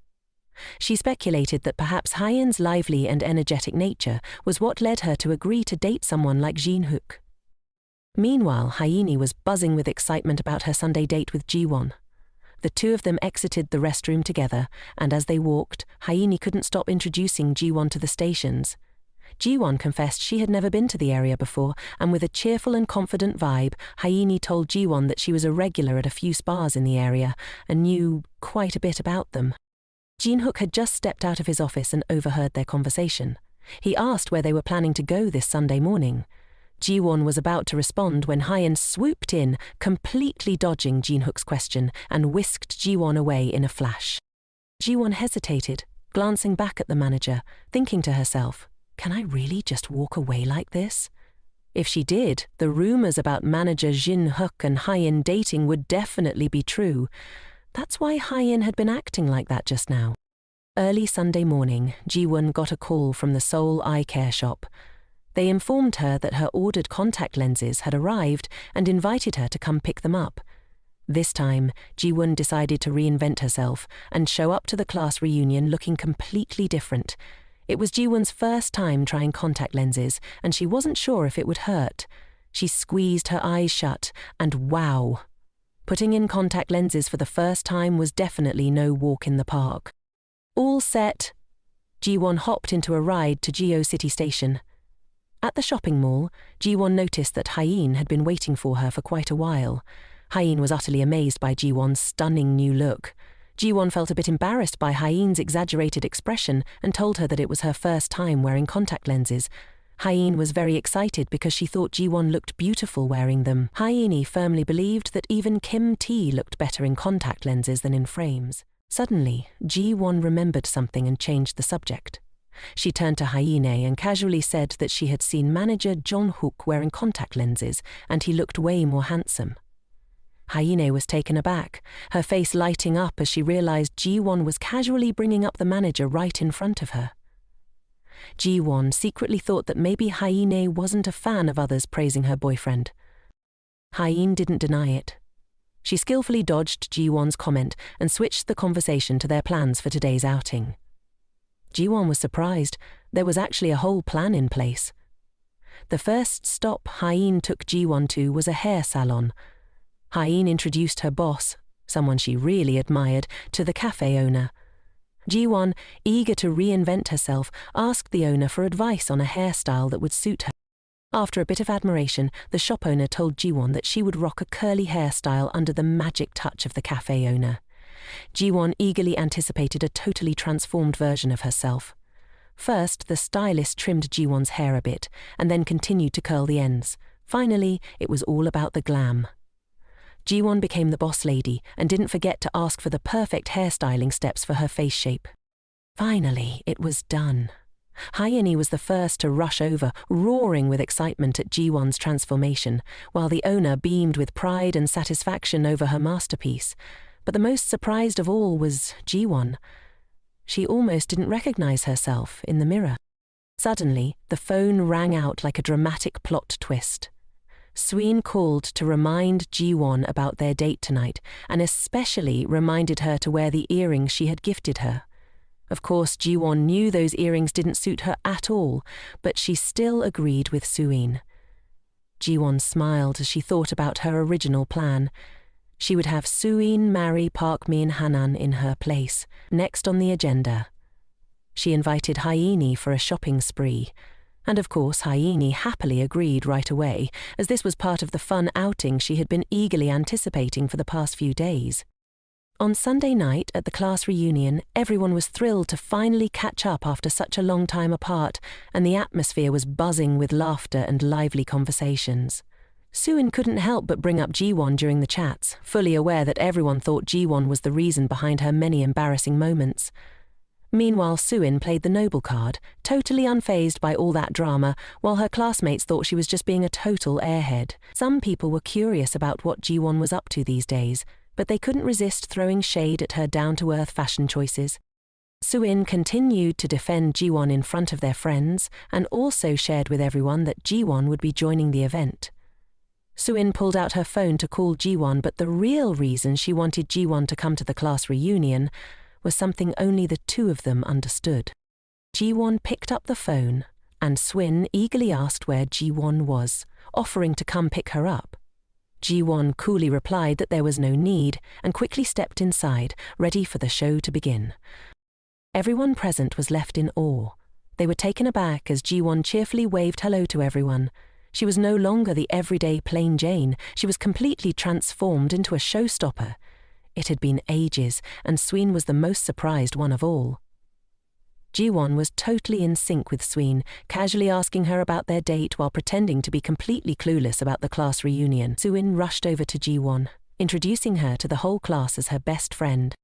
And the one who brought her along, the whole class was buzzing with whispers.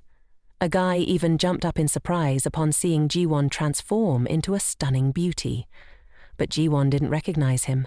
She asked who he was, and he clearly answered, "Me, Kim Tae-song." Ji-won recalled that he was the one who teased her all the time back then. He noticed that Ji-won and Soo-in were wearing matching earrings, and couldn't help but emphasize how perfectly they suited Ji-won, while Soo-in looked like she had borrowed her mum's pair. Tong even asked Ji-won for her phone number and casually inquired if she had a boyfriend yet. Ji-won glanced at Swin, who was biting her lip in silence. The classmates were buzzing about Tong's actions, claiming he had no conscience. Ji-won got up and headed to the restroom, where the whole class was whispering and gossiping about Ji-won's transformation, even comparing Swin's look to something straight out of a fashion faux pas.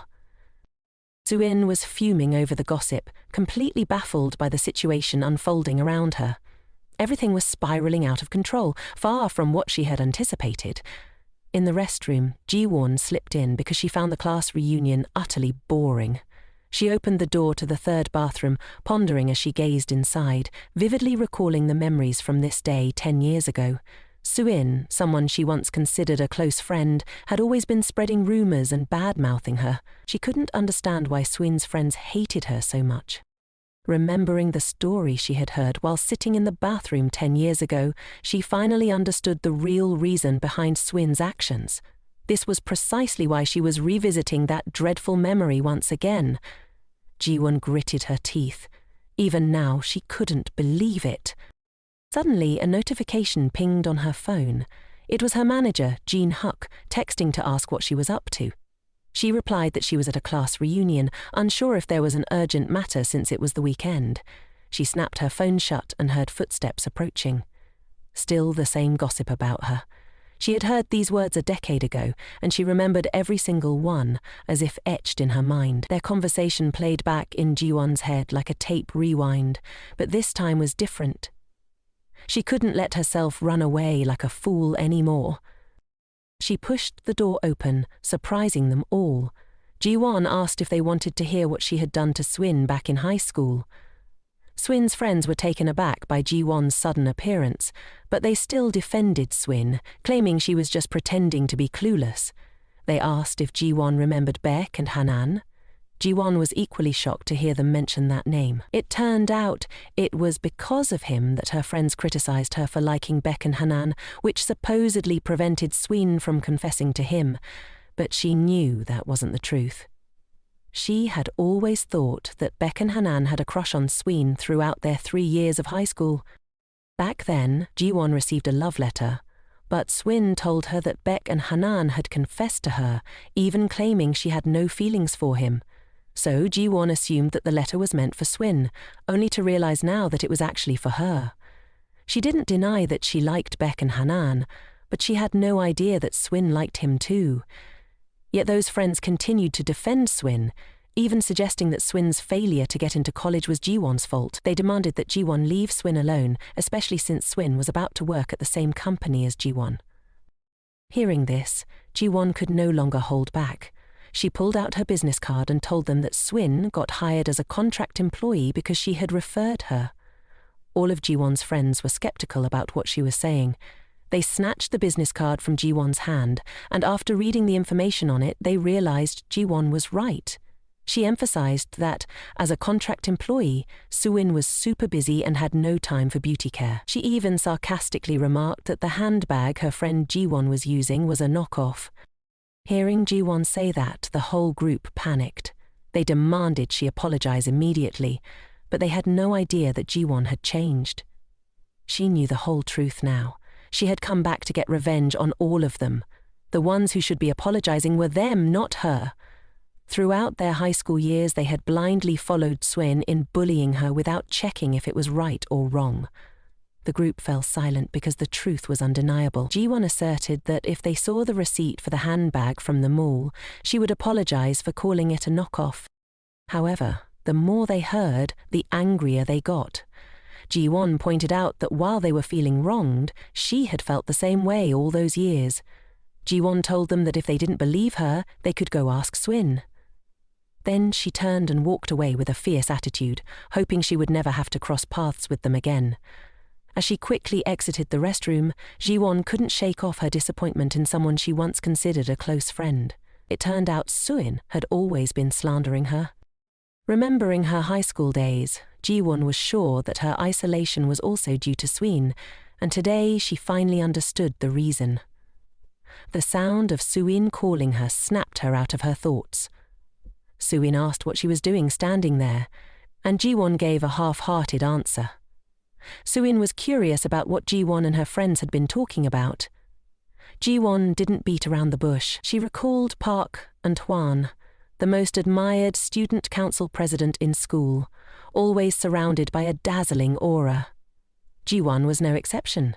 She had a crush on Park and Hwan. He was always gentle with her, making her feel warm and cherished, but he had responded to her confession with disdain. Not long after, he confessed to Suin. Well, that was all in the past now. Ji-won encouraged herself, thinking back. She realized she hadn't seen Park and Hwan at the class reunion, which she thought was for the best. Outside, Park and Hwan had just gotten out of the car and were calling a classmate to let them know he had arrived. Meanwhile, Ji-won was still reminiscing about the past with Park and Hwan, wondering if he was even more handsome than before. Park and Hwan was totally taken aback when his buddy announced that Ji-won was also coming and was looking absolutely stunning. He insisted that when Park and Hwan saw Ji-won, he'd be completely blown away because she was no longer that girl from back in the day who wore glasses. But in Ji-won's eyes, she had always been the beautiful girl. He never expected that they were just separated by a glass door. Ji-won, feeling down, was getting ready to leave. She tried to pep herself up and shake off the gloom, but the tears just kept flowing. The door swung open, and she dashed past Park and Hwan as he walked in. Wait a sec. Park and Hwan, while on the phone, suddenly had a light bulb moment. He realized that the girl who had just zipped past him was none other than Ji-won. Hey, Ji-won. Ji-won turned around and recognized Park and Hwan, her first love during her younger years. Park and Hwan happily gazed at Ji-won, instantly recognizing her. Finally, after searching for her for so long, he had found her. But as for Ji-won, upon seeing Park and Hwan, the part of her memory she least wanted to recall came rushing back. She turned and ran, wondering why on earth she had to bump into him at this very moment. But how could Park and Hwan let Ji-won walk away like that? He hurriedly chased after her, shouting loudly, "You're here to meet Ji-won. You just need to pause for a moment and chat with me inside the cafe." Sumin's friends were eagerly waiting for Ji-won to return and were furious when they heard Ji-won's words. They wanted to get the real scoop from Sumin. On Park and Hwan's side, he once again suggested having a quick chat with Ji-won, just for a moment. Ji-won stood still. Suddenly, a car screeched to a halt right in front of her. The person stepping out of the car was manager Jin-hook. Hearing his voice left Ji-won in shock, wondering what the department head was doing here. Park and Hwan shouted, insisting he wanted to talk to Ji-won. Ji-won frowned and tightly shut her eyes, unsure of what to do next. Clearly, in the past, Park and Hwan was the one who walked away first. He had said there was nothing left to discuss, so now, what did he even want to talk about with her? With that thought, Ji-won turned away, leaving Park and Hwan standing there. She hopped into the boss's car for her grand exit. She was done with this place. But Park and Hwan still wouldn't give up, shouting loudly that Ji-won absolutely had to check the messages on that forum. Ji-won suddenly recalled the forum. Since graduation, she hadn't logged in there anymore. Jin-hook drove off into the sunset, and Ji-won glanced in the mirror, noticing Park and Hwan still standing there. She wondered why she had said that to him. As for Jin-hook, he remained silent, stealing glances at Ji-won as they drove. Meanwhile, in the restroom, the conversation between Sumin and her friends was still going strong. They were asking Sumin if it was true that she was a contract employee, and if Ji-won had introduced her to the job, as she had claimed. Hearing this, Sumin turned pale, wanting to dodge the question, but her friends weren't letting her off the hook. They were furious for being played. Sumin explained that she had confused it with another company and hadn't meant to say that. As she spoke, she silently blamed Ji-won, thinking that everything happening was because of her. At that moment, her friends began to realize that everything Ji-won had said was true, including the fact that she couldn't confess to Park and Hwan because Ji-won hadn't either.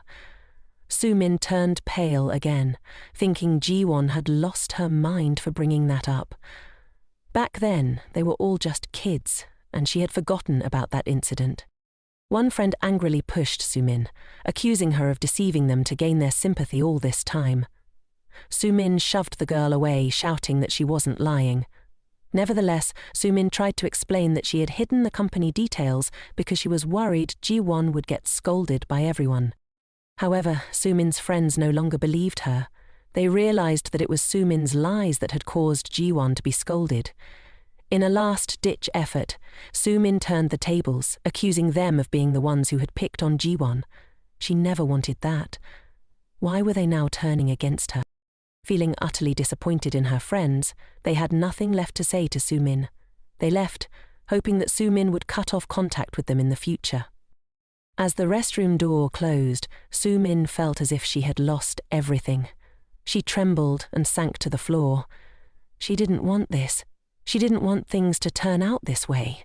In the past, it was Jiwon who had been looked down upon and mocked, and Sumin still couldn't accept what had happened today. Previously, Sumin had always let everyone misunderstand Jiwon, while portraying herself as the noble one in everyone's eyes. She was the obedient and gentle one. Only by doing so could she receive love and affection from others. But now Jiwon had completely shattered that facade. Sumin sat trembling in the bathroom, lost in thought for what felt like an eternity. By the time she calmed down, she had no idea how long she had been sitting there. Slowly she got to her feet, her legs numb from sitting for so long. She had no clue how to face everyone outside. She thought that if she just cried softly and spouted some nonsensical excuses, everyone would let it slide. But when she stepped into the dining room, the sight before her sent her into a panic. The room that had been bustling just moments ago was now completely empty. Meanwhile, Jiwon was sitting in the car with manager Jin-hook when her phone rang. Jin-hook glanced at Jiwon, noticing that after everything that had happened today, she was so exhausted that she had dozed off. He didn't want to wake her, but the phone rang again. In the past, the bullying had been absolutely outrageous. They even took pleasure in throwing trash at her. During those times, Sumin was always the one to step in and protect her. Back then, Jiwon believed that Sumin truly considered her a good friend, which is why she didn't want her to be hated by everyone else. Jiwon had once thought that everyone despised her, but everything changed when Park and Ho showed up. He came and sat next to her. Park and Ho insisted that sitting next to her would help him see the board better, so starting tomorrow he would sit there. With that, he flashed her a warm smile. Jiwon's feelings for him began to blossom from that day on. From then on, whenever Jiwon was bullied by her classmates, Park and Ho was the one who stood up for her. Jiwon couldn't understand why Park and Ho treated her so kindly. It all started when he told her to smile more, because she looked so much prettier when she did. After that, her classmates stopped throwing trash at her through the window. Her heart began to race every time she arrived at school, fueled by the positive encouragement from her friend, Sumin, and the fluttering of her heart. Jiwon wrote a love letter to Park and Ho, and it was Sumin who helped her slip that letter into In-ho's personal locker. But Jiwon completely forgot how she looked and the situation at that moment. That's why there was that conversation between her and In-ho. At the time, In-ho had said he had nothing more to say to her and turned to walk away, watching her letter crumple in his hand. That moment shattered her completely, and she sank to the floor, sobbing uncontrollably. Jiwon increasingly affirmed that aside from Sumin, who cherished her, everyone else despised her. She was the girl who received no love and was neglected. At that moment, she had no idea that everything happening to her was intentionally caused by Sumin, the person she considered her only friend. Sumin had always been plotting behind her back. Memories of the past still made Jiwon cry unconsciously, and the painful past jolted her awake. It was then that Jiwon realized she had dozed off in Jin-hook's car. Looking at the jacket draped over her, she remembered she had fallen asleep in the manager's vehicle. Jin-hook, noticing she was awake, casually asked her a question. Jiwon hurriedly apologized and asked the manager what time it was. Jin-hook glanced at his watch and saw it was already 10. Jiwon couldn't believe she had slept for a full 3 hours. Feeling embarrassed, she thanked the manager and quickly opened the door to get out of the car. Suddenly, a hand grabbed hers, shutting the car door again. Jin-hook reached across her to grasp the door handle. At that moment, the distance between them was incredibly close. She had never been this near Jin-hook before, and her heart raced wildly. Jin-hook apologized to Ji-won for meddling, but he thought she wouldn't want to see Park and-wan right now. Hearing Jin-hook's words, Ji-won looked up and saw Park and-wan standing in front of her apartment building. She wondered why he was there. Unable to approach her, Park and-wan got back in his car and drove away. Watching his car leave, Jin-hook confirmed with Ji-won once more. Ji-won sighed in relief, realizing that the manager was quite perceptive, as he seemed to know she was avoiding Park and-wan. She thought to herself that she would have to move soon. She explained to Ji-hook that she and Min Hanan had a falling out over company matters, which was why things were like this. Remembering that the manager's hand was still on hers, Ji-won quickly pulled her hand away. Both of them felt awkward and shy as they looked at each other. The distance felt too close, and Ji-won hurriedly apologized. The manager calmly asked Ji-won if she loved Park and Hanan. Ji-won candidly admitted to Jin-hook that the truth was indeed so, as he was her boyfriend. However, she also told him that she felt uncomfortable answering such personal questions. As soon as she finished speaking, Ji-won suddenly felt flustered, thinking she had sounded too cold. Jin-hook apologized for making her uncomfortable, his words tinged with a hint of sulkiness. Ji-won bid farewell to Jin-hook, wanting to leave since it was getting late, but still wanting to express her gratitude. "Manager, thank you for all the help you've given me so far," she said, reminding him to drive safely. Jin-hook remained silent, not saying a word. Ji-won feared he was upset, so she thought to compliment him. She told Jin-hook that he looked much more handsome without his glasses. Hearing this, the corners of Jin-hook's mouth curled into a smile. He put on his glasses, not forgetting to tell Ji-won that she didn't look good in that outfit today. With that, he drove away. Ji-won didn't think much of it. She figured the manager was just like that. As she walked up to her house, she couldn't help but wonder if that outfit really was that bad. Jin-hook continued to watch Ji-won through the rearview mirror. His heart raced as he recalled the moment Ji-won smiled brightly at him. But he was puzzled as to why she had cried in the car earlier. Was it really because of some loser? Jin-hook had once accidentally overheard a conversation between Uncle Min-hoon and Soo-min. At that time, Uncle Min-hoon had praised Soo-min for being prettier and cuter than Ji-won. Jin-hook was furious, unable to understand why Ji-won would love someone like that. Did she really love him just because he was her boyfriend? Jin-hook dismissed that as a lie and drove straight home. On arriving home, Ji-won picked up her phone and saw a ton of missed calls from Soo-min. She felt sad and didn't even feel like calling back. She recalled Uncle Min-hoon's and Jin-hook's words from earlier and opened her blog to see why Uncle Min-hoon had been upset with her. What could a friendless person like her find interesting on a blog anyway? To her surprise, Ji-won found several messages, all from Uncle Min-hoon. He really wanted to get in touch with her and had even left his phone number for her to reach out. All these messages had been sent to her over time, and she had no idea. Even though he hadn't received a reply from her, he kept messaging. Ji-won didn't understand why he would do that. He even mentioned that he kept using that phone because of her. Suddenly, the phone on the table vibrated.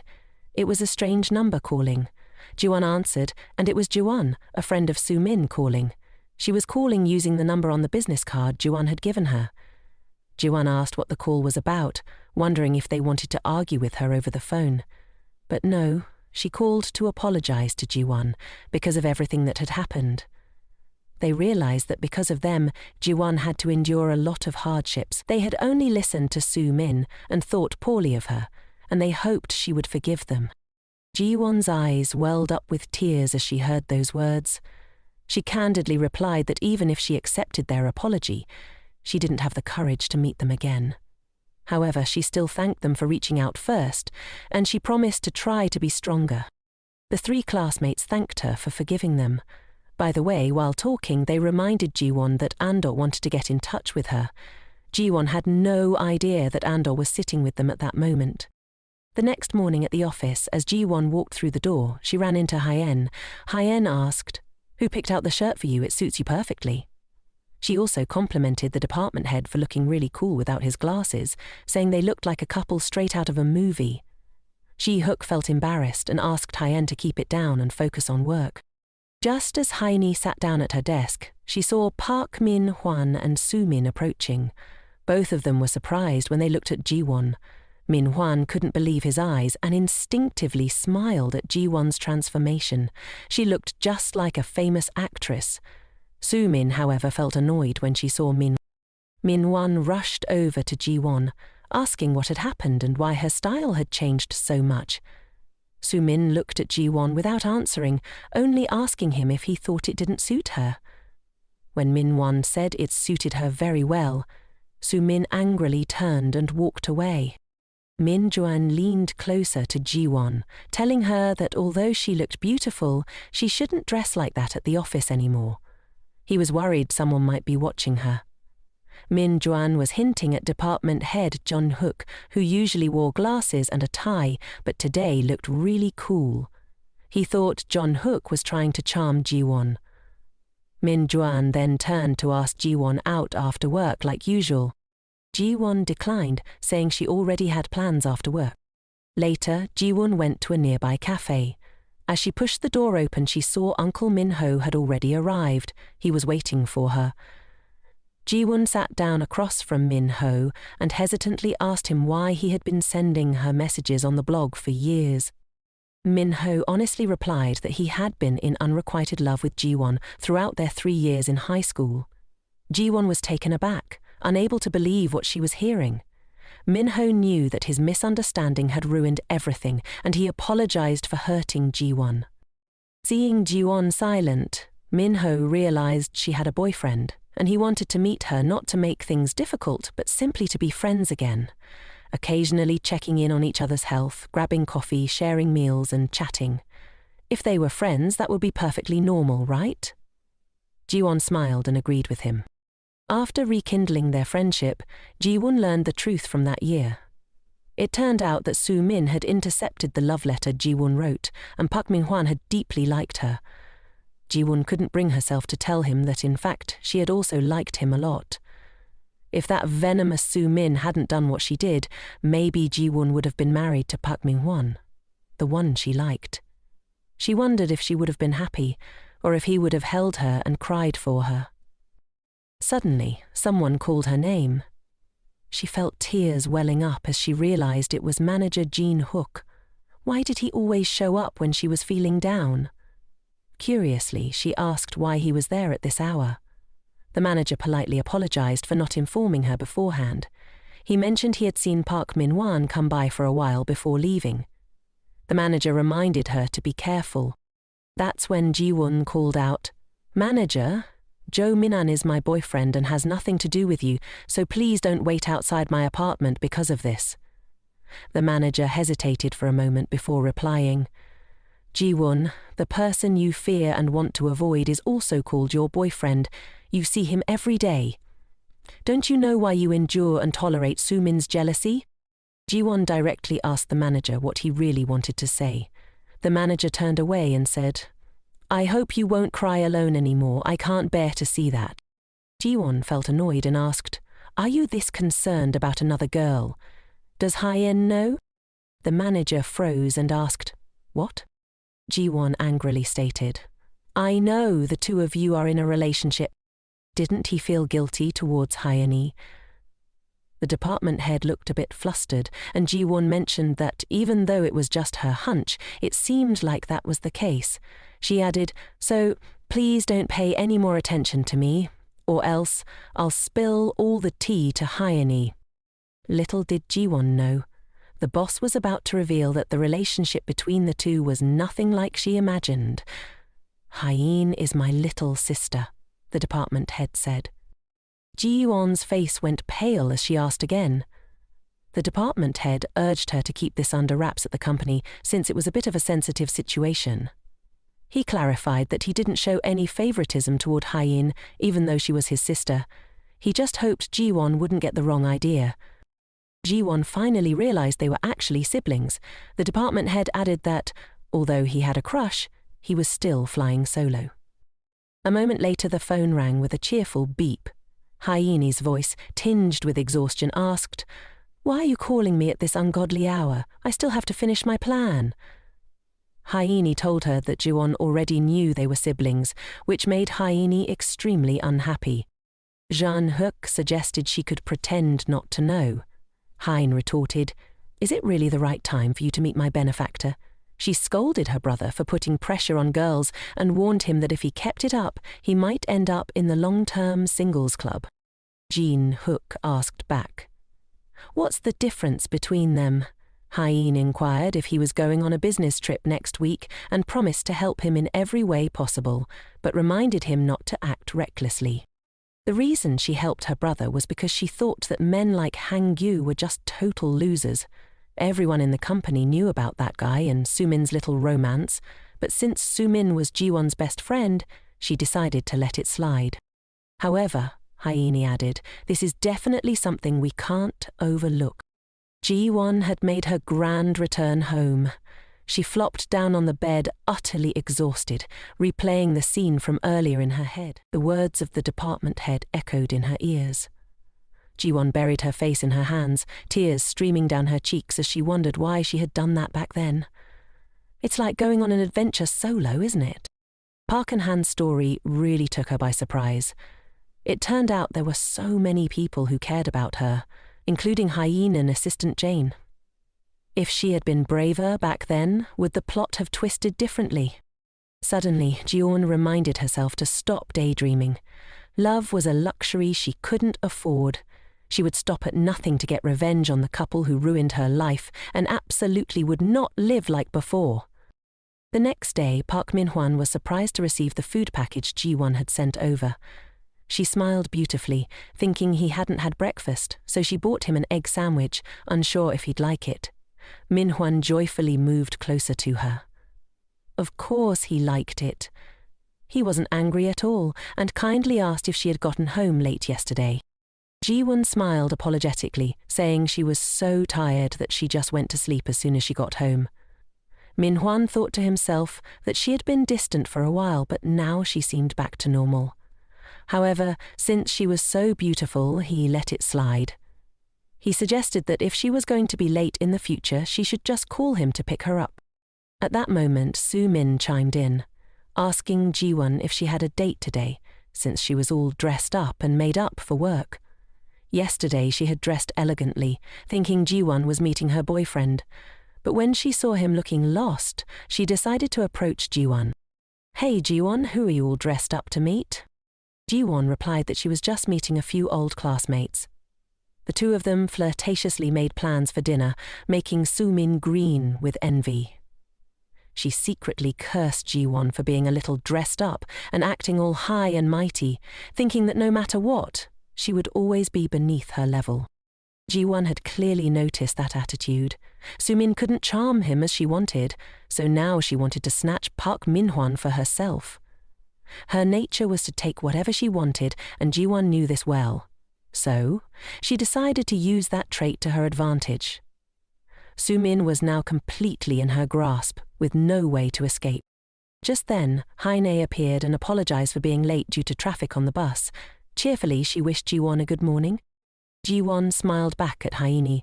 It was only now that she realized, upon closer inspection, that Ji-hook and Hyeini looked quite similar. Just then, Ji-hook glanced over, and Jiwon blushed, quickly turning away. His comment about not having a girlfriend but liking someone yesterday was full of implications. A little later, Jean-hook announced in the meeting that Assistant Jane's proposal had been selected for the new product project, set to launch in the summer. Everyone should prepare for overtime, and once the design department finished the prototype, they should start field surveys. Team leader Kim felt extremely annoyed. Assistant Jane thought to herself that although this was good news, working overtime meant no one would be able to take care of her child. Jean-hook also announced that he would be absent soon due to a business trip, and Assistant Jane would be in charge of his work. Assistant Jane nodded, thinking that if she did well this time she would get promoted soon, but she would probably be much busier. Her child was surely waiting for her to come home first and foremost. She would strive to provide her child with a fulfilling life. She could not let this project slip away. At that moment, she unexpectedly received a message from Jiwon, who had a favor to ask of her. Assistant Jane was taken aback when Jiwon expressed her desire to join the team, but why was Soo-min involved too? She knew the two had a great relationship, but this project was crucial. She understood Jiwon's intentions to promote Soo-min to a full-time position, but she feared that Soo-min still had many shortcomings. Jiwon replied, "It's not that I'm convinced, but I believe Manager Kim will try to sabotage the project." Assistant Jane, confused, asked how that related to Soo-min. Jiwon responded that it seemed Manager Kim had feelings for Soo-min. Assistant Jane was utterly shocked. "That old man, 40 years old, with a 20-year-old girl?" Jiwon nodded. "That's why his head is balding like that," Assistant Jane concluded. "So, Jaewon, you're saying that if Soo-min joins the team, Manager Kim will recklessly sabotage the project?" Jiwon nodded. "If we want to succeed this time, we need Jo Soo-min." A little while later, Assistant Jane stood before everyone, presenting herself as the team leader for this project. This project would be a collaboration between the marketing and development departments, and they would work hard to launch it by summer. Jiwon also introduced herself as the assistant who would take on the overall support role. Another person introduced himself as Leong-suk, the head of the second team in the development department. Their department had crafted prototypes within a limited time frame, totaling 3 types for field testing. Assistant Jane was pleased, thanked them, and praised the beautiful designs, suggesting they could go into testing right away. Jiwon thought to herself, "Thank goodness the prototypes are visually appealing." The issue was Jo Soo-min, who was worried about Manager Kim. They had included her in the team, and Jiwon was concerned that Soo-min might tarnish Assistant Jane's reputation soon. Soo-min was directly assigned by Assistant Jane to conduct surveys at the supermarket, but she immediately requested a different task as she wasn't good at interacting with people.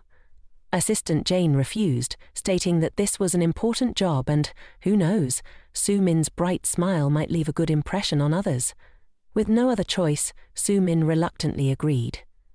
She was also afraid that Hyeni would snatch the opportunity to become a full-time employee from her. And besides, working with Assistant Jane meant collaborating with Park Min-hwan, so she had to go along with it. However, Soo-min felt that inviting customers to try and evaluate the new product was humiliating for her. Soo-min was furious. "How could Assistant Jane assign me this task? You thought I would just obediently do this?" She pulled out her phone to play games, ignoring the customers who came to try it out. She answered their questions half-heartedly, thinking that just because it was a free sample, she didn't need to put in much effort. People would still come to try it, and there would be plenty of social media buzz. A couple also stopped by the counter where Soo-min was sitting. The wife asked her if the dishes contained any nuts. Soo-min still didn't take her eyes off her phone and said, "No." The wife introduced the new product to her husband and handed him a bite. Just as he took a bite, the husband suddenly felt uncomfortable. The food box he was holding fell to the ground as his body broke out in red spots. The wife panicked and shouted, "Hyun's allergic to nuts!" Meanwhile, Soo-min was still glued to her phone, unable to look up, annoyed that they were making noise and interrupting her record-breaking fish cake game. Seeing Soo-min's attitude, the woman couldn't hold back anymore. She yelled, demanding to know why Soo-min said the dishes didn't contain nuts, and how she planned to take responsibility for this. Soo-min folded her phone and indifferently asked, "What do you want me to do now?" She claimed it wasn't her fault, saying the couple ate recklessly just because it was free food. This made the couple furious. They demanded to see the manager and added that if they were in pain, they should hurry to the hospital. Just then, Dr. Manhwan witnessed the scene. He rushed over and asked Soo-min what had happened. The couple recounted the incident to Dr. Manhwan. Manhwan bowed his head in apology, saying he would take them to the hospital immediately. He turned to Soo-min and told her he would take them to the hospital first and that she should follow behind. Sumin felt scared, secretly blaming Assistant Jane for making her do this to humiliate her. At the hospital, Park Min-hwan asked Sumin if Ji-won had reminded her that the trial products contained allergens. Sumin cried, saying Ji-won might have mentioned it, but she hadn't heard, and apologized to him for that. Min-hwan felt a headache coming on. He was about to marry Ji-won and didn't want her to face disciplinary action, but he also didn't want Sumin to get fired. He suggested that Sumin shouldn't talk about this with anyone and told her to go apologize to the customers so they wouldn't file a complaint with the supermarket. Hearing Min-hwan agree to help her, Sumin hugged him tightly to thank him. Sumin said that even if she got fired, it wouldn't matter, but she was worried about Ji-won. Min-hwan comforted her, thinking that Ji-won had truly found a great friend. He urged her not to worry and to trust him. Min-hwan reached up to wipe her tears. In that moment, Sumin was determined to win this man over. Meanwhile, Ji-won was working, thinking about how Sumin and Min-hwan were managing their business. Just then, her phone rang. It was Uncle Min-hwan calling. He asked her why she hadn't told Sumin that the third sample contained peanuts. Luckily, he had arrived just in time to resolve the issue, or it could have turned into a big problem. Ji-won remembered that she had already discussed this with Sumin, and realized everything. She didn't want to say anything more. Ji-won instructed him not to tell Sumin that she knew about it, and asked him to comfort and reassure her on her behalf. Ji-won chuckled to herself, realizing that Sumin had truly lived up to her expectations. That evening at Assistant Jen's house, as soon as she walked in, she asked if her child had been well behaved at home and if they had troubled the grandparents. She asked her mother if the baby had been a handful, and her mother replied that the child had been very well behaved. Her father and husband asked if she was hungry and urged her to shower and come eat, saying they had prepared kimchi soup. She obediently went to take a shower. It had been a long time since she had bathed with such a light heart. It felt right to follow Ji-won's advice. She remembered a few days ago when she had shared her worries with Ji-won about not having anyone to look after her child. Ji-won had suggested that she asked her biological parents for help, but her parents thought she was living happily and didn't know that her husband had lost his job. She didn't want them to worry. Ji-won encouraged her to reconsider, saying that parents often think of their children and would do anything for them. She hoped that she could have an honest conversation with her parents. Who knows, they might become a solid support for her. She had thought a lot about it and couldn't give up on this project. If she got promoted, her family could live a happier life. Just as she finished her shower and stepped out, her husband rushed over to ask why she was calling her parents and talking about him losing his job. He told her she was crazy. Didn't she just need to go to work early and do overtime? She told him she had to work overtime with the staff at the company, and if he was uncomfortable, he could just leave the house. This house was under her name, and she was the one who paid for both the mortgage and living expenses. He raised his voice, questioning if she was trying to show off just because she had money. Furious, she told him to either go out and earn some cash or stay home and take care of the kid. If he didn't want to be kicked out of the house, he'd better get his act together. The next morning, as soon as she stepped into the office, Ji-won received a call from Assistant Jen. Listening to her, Ji-won said she was doing great, and from now on she could finally breathe easy. Assistant Jen thanked her, and Ji-won felt happy for her, since everything seemed to be settling down. While they were chatting, Manager Jen Hook approached her, causing Ji-won to jump a little. He asked if she was done talking with Assistant Jen. She replied that she was finished, but if she remembered correctly, today was his business trip day, so why was he here? Jin Hook explained that his flight was in the afternoon.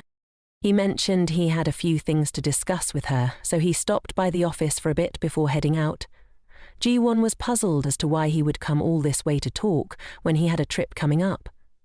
The two of them headed to a cafe on the first floor, and as she followed him inside, she muttered to herself that she should have just kept talking to Assistant Jane. Jung Hook asked Ji-won what she wanted to drink, and she shyly replied that she'd like an Americano. When the cashier mentioned a free sandwich, Ji-won recognized the voice as very familiar. She looked up, over Jung Hook's shoulder, and realized it was Park Man-han. Jung Hook pulled out his card to pay, and Man-han greeted Ji-won with a bright smile, surprised to see her there. Ji-won was taken aback. Jeong-hyu was equally surprised, not expecting Ji-won to know him, and shot Man-han a not-so-friendly look. Man-han recognized him as the guy who picked Ji-won up at the class reunion and asked if he was Ji-won's boss. Ji-won felt confused when Jin-hook asked Man-han if he was the one who yelled at her to check the block. Man-han admitted it, saying he was running a cafe here and suggested they meet up more often in the future. Ji-won awkwardly agreed. When their drinks arrived, she wondered why, out of all the cafes, it had to be this one. Jin-hook asked if they were classmates. He pointed out that Man-han hadn't mentioned he was opening a cafe here. She told him she didn't know why either, but she was aware it was because of his unrequited feelings for her. She asked Jin-hook if there was something he wanted to tell her. Jin-hook sipped his coffee and mentioned that while he was on a business trip, Manager Kim would take over managing the work. He informed her that Assistant Jane's project wouldn't go through Manager Kim, but would report directly to the hubs. Ji-won asked if he knew about the poor relationship between the two of them. He told her that was a personal matter for both of them, and as a superior, it wasn't appropriate for him to interfere, but if the man was fair in his dealings, things would be different. Ji-won inquired if, in a situation like the last time, Manager Kim could face disciplinary action. She smiled and thanked the manager for his concern. Such a hint was indeed not a waste of time. Over tea, she reminded him to be careful on his business trip. When work hours began, she headed to the office. Suddenly, Jae-won stopped in her tracks. She spotted Manager Kim chatting with Hye-in. He was laughing and talking with her. Jae-won sat down and pondered why it had to be today. She was sure he was up to something. A moment later, Hye-in rushed up to her, visibly upset. Hye-in explained that something had upset her, and Ji-won stood up, offering to make her a coffee. As she passed by Manager Kim's office, she saw him on the phone with someone. After handing the coffee to Hye-in, Ji-won asked what had happened. Hye-in revealed that Manager Kim wanted her to give him the plan she had written earlier. Ji-won was taken aback when Hye-in mentioned that he said he would let her join the project team and become a full-time employee if she put his name as the author. This morning, Hye-in had been confused when the manager called her in. He said he usually held her in high regard and always wanted her to become a full-time employee. He asked if she remembered the plan she submitted when she first joined the company, and of course, she did. Back then, he had criticized her plan harshly. Thinking of this, Hye-in decided to act as if she had never heard the earlier proposals. Manager Kim told her to reconsider, asking if behaving this way would really help her become a full-time employee. Hye-in angrily turned back and asked if he was trying to threaten her. He calmly replied that she should think carefully if she didn't want to be fired. Hye-in couldn't stand the thought of her brilliant idea being snatched away by someone else, even if it meant risking her job. Ji-won sees Hye-in's project as a gold mine, and now the head of the department is scheming to steal it. Hye-in asks Ji-won if she knows which religion ranks second among the most followed and believed in. The answer is Islam, boasting over 1.3 billion followers. Yet they don't indulge in fast food. Ji-won suggests that targeting the Muslim community could be a savvy strategy for gaining a foothold. Ji-won encourages Hye-in to hand over the plan to the head of the department, confident that he won't be able to pull it off. Hye-in questions why Ji-won is so sure about that. Ji-won explains that there will be risks involved, but she wants them to follow his orders for now. Later, she'll find a way to reclaim the idea for Hye-in, but not just yet. Hye-in agrees and hands over the plan to the head of the department, who immediately submits it to the CEO. The CEO is highly impressed with the proposal. It's been ages since he's seen such a creative project. He mentions that if the project gets the green light, they'll need to send someone to Arabia for market research. The head of the department instantly thinks of Hye-in and plans to find a way to send her there, telling the CEO that their team is also working on another project about salads. The CEO is persuaded and decides to prioritize the head of the department's project first. He secretly rejoices, seeing this as a once-in-a-lifetime chance to regain power. Only then will Soo-min trust and lean on him. She'll date and marry him. Meanwhile, Ji-won heads upstairs to the rooftop, bringing the documents to meet the head of the department.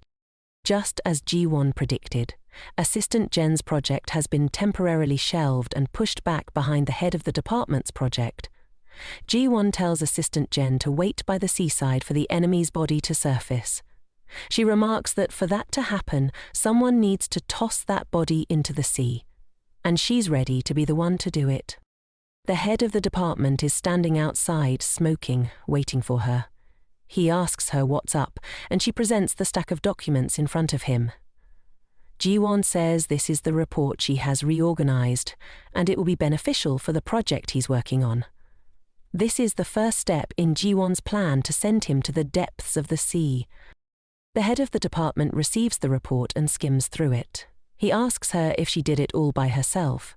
Ji-won tells him that this industry has great potential and many businesses are targeting it, so they need to act faster than the competition. She suggests starting with advertising on social media and clearly analyze this in her report. The head of the department, Kim, is pleased.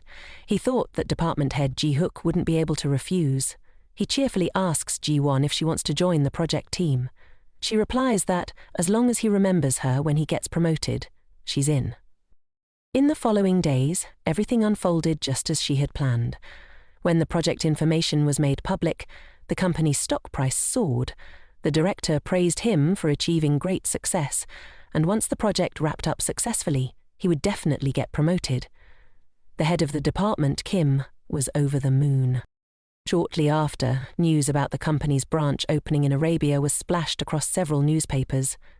That morning, at Unkei Company, the head of the department, Kim, was walking and singing, greeting every employee he encountered. The employees were whispering among themselves, puzzled by his sudden change in demeanor. His phone buzzed with a message from Sue Men, who said she had overslept and hadn't had breakfast. Head of the department, Kim, offered to buy her some food, and Sue Men thanked him, adding that she wanted some strawberry milk too. Head of the department, Kim, beamed, finding Sue Men really adorable. Suddenly, he received a call from Secretary Han, who informed him that the director wanted to see him. He happily rushed to meet the director, feeling like everything was going his way. At the door, he knocked and waited eagerly, then joyfully stepped inside, completely unaware of the storm brewing. The director was furious and threw a stack of reports at his head. He demanded to know if Kim knew what was going on and how he planned to take responsibility for the mess. Looking at the newspaper reporting on the kidnapping of South Koreans by Islamic extremists, he realized the company's stock had plummeted. At that moment, head of the department, Kim, understood the gravity of the situation. He bowed his head in apology and suggested they halt the project for now. The director angrily asked if Kim knew how much money the company had already invested, demanding that he come up with a solution quickly. Nervously, Kim rubbed his bald head and confessed to the director that the plan was actually from an intern on his team. He babbled on about wanting to give the new intern a chance, so he claimed the plan as his own. He suggested publishing an apology saying it was the mistake of a 26-year-old intern, which might calm the public outcry. Hearing this, the director seemed to recall something and asked what the intern's name was that team leader Kim mentioned. He told the director that her name was Hyene. He even proposed publishing an article calling her the Holler Girl, thinking that if he threw Hyene under the bus, everything would be fine and the company would avoid this crisis. The director asked team leader Kim if he had told Hyene that he was the one who initiated the project. Of course, Kim had already said that. Immediately, the director demanded that he go tell Hyene that he had nothing to do with this. Everything was his own doing. The director shouted so loudly that everyone outside the office could hear. All of this was because of him, and now the branch in Arabia was also in danger. Team leader Kim walked out dejectedly, and everyone looked at him, whispering, "Because of him, everything is in chaos." At this moment, team leader Kim could only hang his head in silence. He didn't dare say anything. Pulling out a strawberry milk box from his bag, he tried to cheer himself up, reminding himself that he still had Sue Men by his side, and together they would get through this tough time. But when he brought the drink to Sue Men, she said she didn't drink strawberry milk. Confused, he asked why she had told him this morning that she wanted to drink it. Sue Men turned away without answering. Team leader Kim couldn't understand why she had changed her mind like that. Everyone in the office looked at him with sympathetic eyes. He gritted his teeth. It was all Jiwon's fault. She definitely knew Hyein had connections, which was why she befriended her. If he hadn't listened to her and leaked the documents to the press beforehand, things wouldn't have gotten this bad. Using the excuse of needing to submit a report today, he vented his frustration on Jiwon. But of course, Jiwon was already prepared. She had placed the report on his desk and texted him about it. With nothing he could do to Jiwon, he yelled out loud.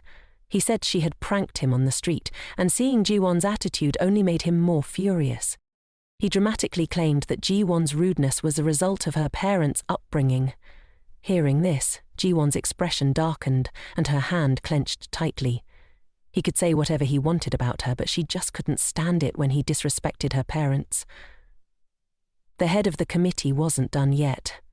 For him, everything that had escalated to this point was all Gan's fault. He raised his hand, ready to strike Jiwon. Department head Jinyu Huk witnessed everything unfold and swiftly intervened to stop him. Jinyu grabbed the collar of the head of the finance department. To Kim's surprise, Jinyu lifted him up high and demanded that he immediately apologize to Jiwon. The head of the department anxiously asked when he would be back from his business trip, but Ji-hook ignored him, demanding that he quickly apologize. Head of the committee Kim reluctantly apologized to Jiwon, pleading for him to stop what he was doing. Ji-hook listened to her and let go, causing the committee head to crash to the ground. Seeing this, Jiwon felt a twinge of sympathy. Jin-hook declared that he would send a disciplinary notice to the company's disciplinary board. This incident was definitely not going to end with just a salary cut. A few days later, the head of the committee received the company's disciplinary report. In addition to the failed assault and defamation of assistant Ji-won, he was also facing extra penalties for stealing Hae-jin's ideas. Head of the committee Kim was taken aback when he overheard Soo-men chatting with Park Man-hwan. She told him that she and the boss had no relationship and that she planned to transfer to another department. Mainan didn't believe her, saying it wasn't necessary. The head of the committee was stealthily trailing behind, eavesdropping on their conversation. Soo-men asked Minan how the head of the department would face disciplinary action, and he said it was likely the High Council would take serious measures. The head of the committee's expression darkened when he heard what Minan said to Soo-men. He bought her a drink and told her that from now on, she didn't need to butter him up anymore. He then asked if getting demoted and suspended for 6 months was like being kicked off the stage. Hearing this, the head of the committee rushed in and threw a punch, straight at Park Man-won's face. He berated Park Man-won as a dimwit, asking if he wanted to get choked by him. Soo-men asked why he would do that. He shouted loudly that he and Soo-men were about to get married, even though he already had a girlfriend and was still flirting with Soo-men. Soo-men felt extremely embarrassed when manager Kim announced this to everyone. She definitely didn't want Park Man-hwan to know about her relationship with him. Manager Kim wasn't giving up. He told Soo-men to clarify whether their love was real, and she panicked, denying everything. Everyone in the company witnessing the scene started believing the rumors about her and manager Kim. Soo-men told manager Kim he wasn't thinking straight, which flustered him. He asked if she was acting cold towards him because of Park Man-won. Seeing so many people whispering, Soo-men hurriedly ran away, feeling embarrassed. Now everyone in the company would know all about her and manager Kim. She ran into the restroom and locked the door. She thought manager Kim could no longer take advantage of her, but now it would be very difficult for her to become a permanent employee. What would she do from now on? Suddenly a smile appeared on her face as an idea popped into her head. If there's no manager, there's still a department head. The next day, during the meeting, department head Jin-hook announced that manager Kim had been suspended and had his salary cut. He also asked if Minin was okay after being hit by him. Minin felt shy. Why was he bringing up that he got hit before the meeting? Jang-hook continued, announcing that the Hala project would be temporarily halted, and mentioned that the plan had been written by Hyein. The company would continue with the project that assistant Jang had paused, which made her feel very excited upon hearing the news. Jean-Huc also mentioned that since Manager Kim was suspended, the team needed to add more personnel. He introduced someone from the development department who would be sent to support them. That person was none other than the head of the marketing department, Monsieur Le Dunay. Jean-Won was surprised to see him. In her mind, Su-min should have been the one transferred to another department. Ji-won couldn't understand how Su-min could still smile brightly, despite the rumors about her and Manager Kim spreading so widely. Finally, Jean-Huc announced there would be a party on Friday. He assigned Hane to choose the venue and inform everyone later. Before leaving, Su-min intentionally said loudly that she had heard everything clearly. She even smiled brightly and deliberately ran her fingers through her hair for the manager to see. In her mind, she thought, "There's nothing easier in this world than seducing a man." After work, Haini pulled Ji-won into a cafe on the first floor and asked how she knew about these things. Ji-won said she assigned the Hala project to Manager Kim because she knew there would be issues. Ji-won denied it, taking a sip of her coffee. Of course, this was something she couldn't let anyone else know. In her memory, the incident of Koreans being captured around this time of year stood out. She remembered Man Hanan being very angry when the government spent a lot of money to rescue the kidnapped hostages, but of course, she couldn't talk about that with Hyani. She made up an excuse about the tense situation with the Taliban, so she guessed that hearing this, Hyani admired her even more. While they were chatting, Eun-won brought free pastries to the two of them. He asked Ji-won if this was the first time he met her colleague. Ji-won introduced them so they could greet each other. Eun-won placed the pastries on the table, and Heen realized this was her brother's rival. She told him she didn't like sweet pastries. Park Man-han smiled and told her to give it a try. He only added a little sugar so it wouldn't be too sweet. He went on about the pastry, confident that Hyeen wouldn't regret trying it. Hyeen focused on the pastry in her hand, took a bite, and her eyes lit up.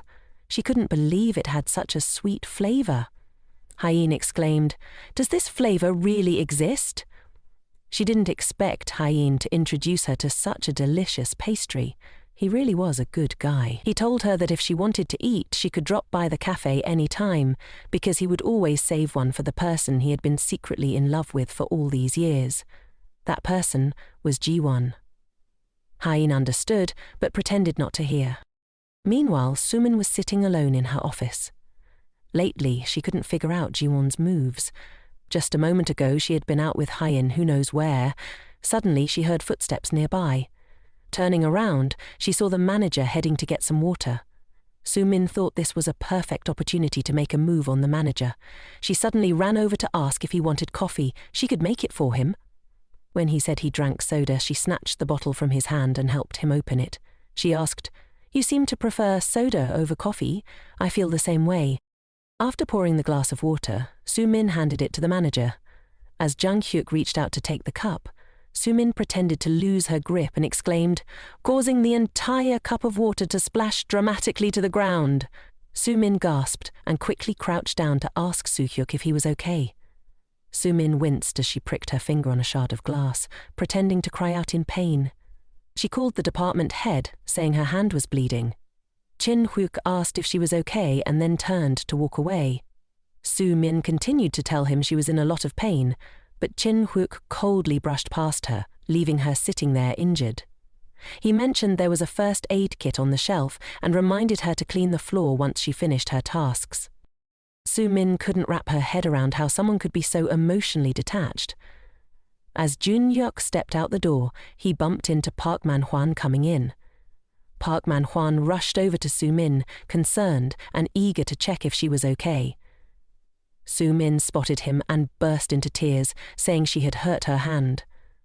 Park Man-hwan was worried about her, reminding her to be careful and asking if she had any other injuries. Su-min thought to herself that this was the typical reaction of a guy, totally different from Hyuk-hyuk.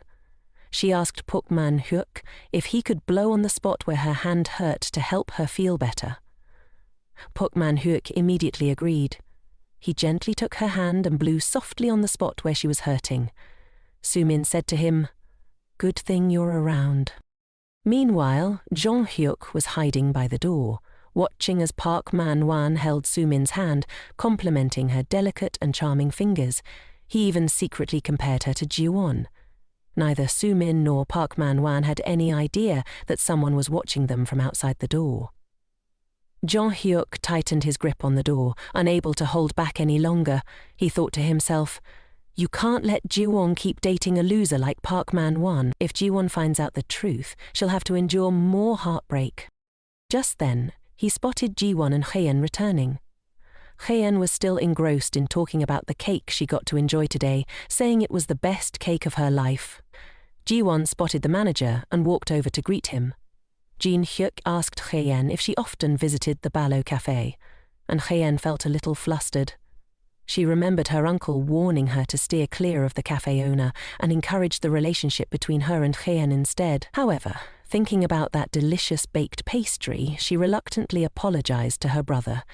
In that moment, she decided to stay out of sight so the two of them could handle things on their own, which might be more effective. Hyeni made an excuse to head to the development department and slipped away. Ji-won also asked the department head for permission to leave early. Jang-hyuk immediately called her back. He pulled her gently and stood in front of her, asking where she thought she was going. Ji-won told him she was going to the break room to get a water bottle, and Jang-hyuk offered to help her. She awkwardly declined, not wanting to run into Park Man-hwan right now. She needed a reason to keep her distance from him. Jin-hyuk quickly invited her to dinner with him that evening, explaining that he had something important to discuss with her. Ji-won agreed, saying she was free tonight, but asked if what he wanted to discuss was work. Hearing Jong-hyuk mention it was about Assistant Kim, she agreed. He then informed her that the break room was having plumbing issues and suggested she go to the room across the hall instead. Watching Ji-won leave, Jong-hyuk let out a sigh of relief. He didn't want her to witness anything that would hurt her. That evening, Jin-hyuk took Ji-won to dinner at the E1 hotel. Ji-won asked him what the issue was regarding Assistant Kim and why he was taking her to a 5-star hotel for dinner. Jin-hyuk explained that she had worked hard due to the incident, so he wanted to thank her.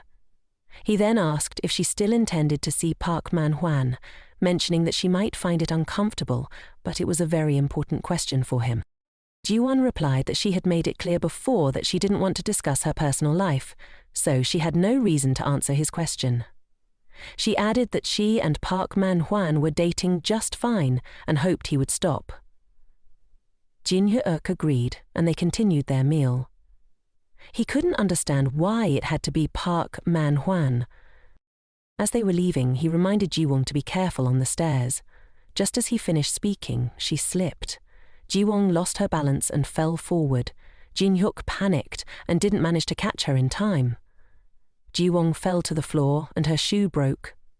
Jin-hyuk hurried over to ask if she was okay, and Ji-won sadly said she had just gotten her shoes repaired and now they were broken again. He helped her up and asked if she could walk. Ji-won wanted to walk on her own, but her foot was throbbing.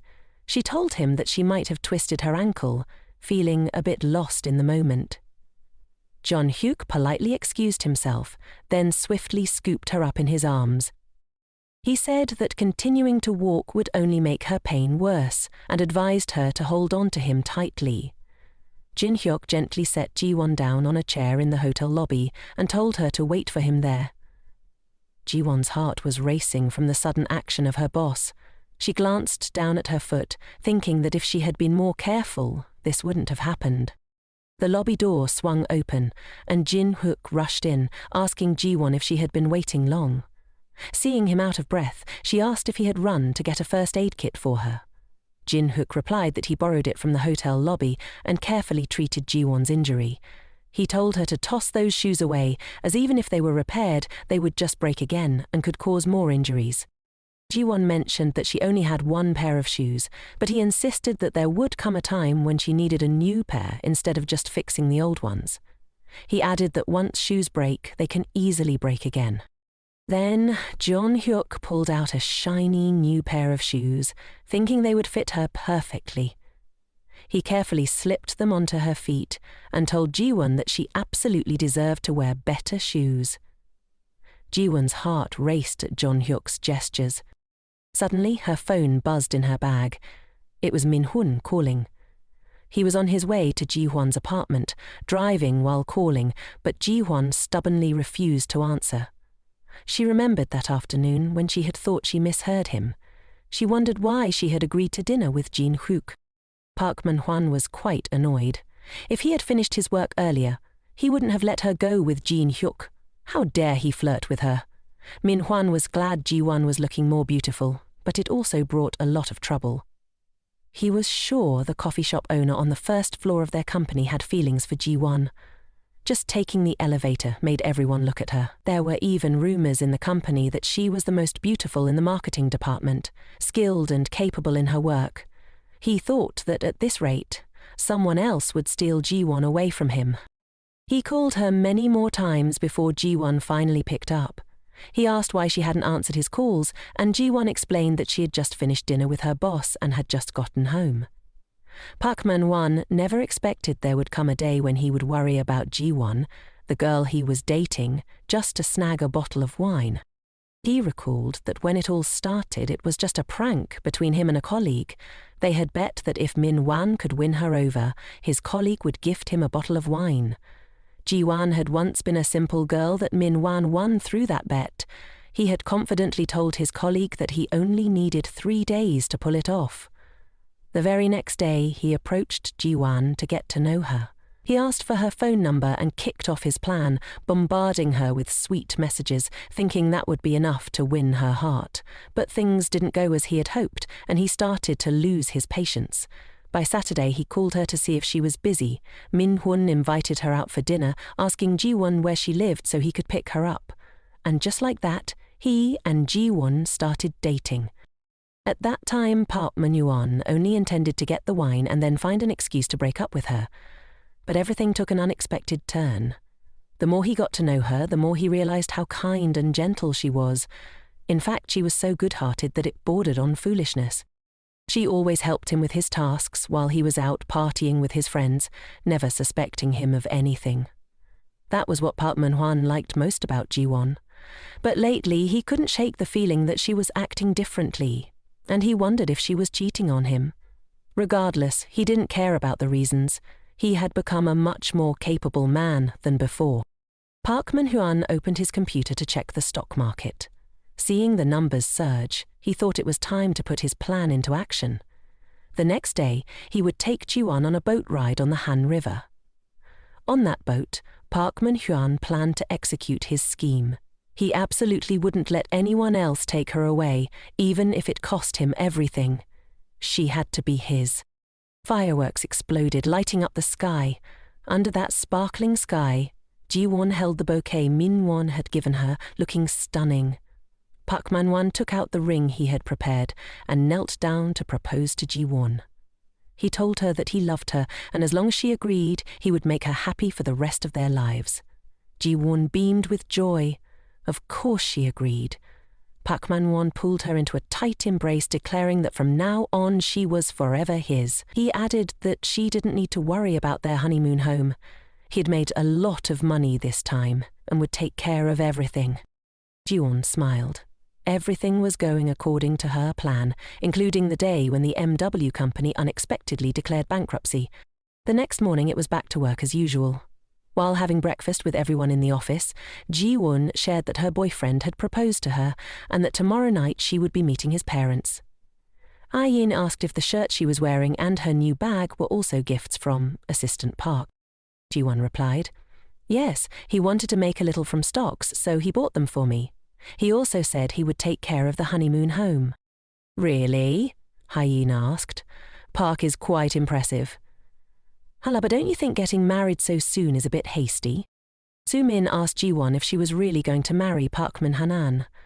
Ji-won laughed and told her, "Who else treats me with love and kindness while having a stable job and a business mind like him? Marrying Park Man-hanan will definitely make me very happy." She also asked everyone to keep this a secret for her, and Soo-min happily congratulated Ji-won, looking at the ring on her finger.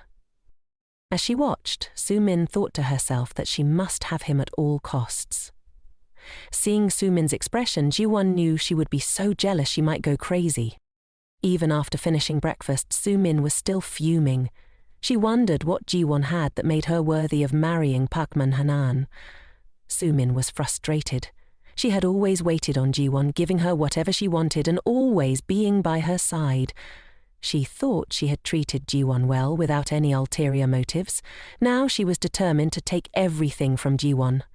Dumping the leftover food from her tray into the trash, Soo-min swore she could not let Ji-won live happier than she. Back in her office, Ji-won opened her account to check her pharmaceutical stocks. Currently, the stocks she held were up by 170 million. She thought this money would be enough for her to move out and quit her job after breaking up with Park Man-hanan. She then looked up the tech company MW's stocks, which were continuously dropping in value. Holding the financial newspaper in her hands, reading about the stock market situation, Park Man-hanan couldn't hold back his frustration. He threw the paper down on the table and angrily called the MW security staff for advice, but no one picked up. Clearly, he had told himself that this was a great opportunity, one that no one knew about, so he had invested all his money into buying these stocks. Now, his 40 million was just a pile of worthless paper. If Ji-won found out, she would definitely not agree to marry him anymore. He decided to hide this from Ji-won, planning to make profits from other stocks instead. For now, he would call his parents to borrow money. He regretted buying her that expensive designer bag. He wished he had just bought her a knockoff instead. Ji-won came looking for him and said that everyone was waiting for him to go celebrate Assistant James' project. Park Man-won said he had forgotten and casually tossed the newspaper he had just read into the trash, fearing she would see it. He told her to ride in his car, and Ji-won agreed, even suggesting that Soo-min join them, which Park Man-won naturally accepted. Ji-won glanced back at the newspaper Park Man-won had thrown away, secretly smiling, knowing this would happen even before he did. Today, their office was going out for a barbecue, a place chosen by Hyeen. Hyeen told everyone to focus on eating, while she would take care of grilling the meat. Everyone praised her grilling skills, saying they were truly amazing. Soo-min told Hyeen that she thought she was more suited for a part-time job at the barbecue place than being an office worker. Hyeen wasn't having it. She claimed to be multi-talented and asked Soo-min what she was good at. Soo-min shyly looked at Hyeen, thinking, "How dare this younger girl tease me?" Watching the two of them, Ji-won felt very happy. Jang-hook sat across from her, looking at Ji-won with a sad expression. This morning he had received a message from Hyeen saying that Ji-won had told them she was about to marry Park Man-hwan. Hyeen had asked her brother if he was just going to stand by and watch this happen.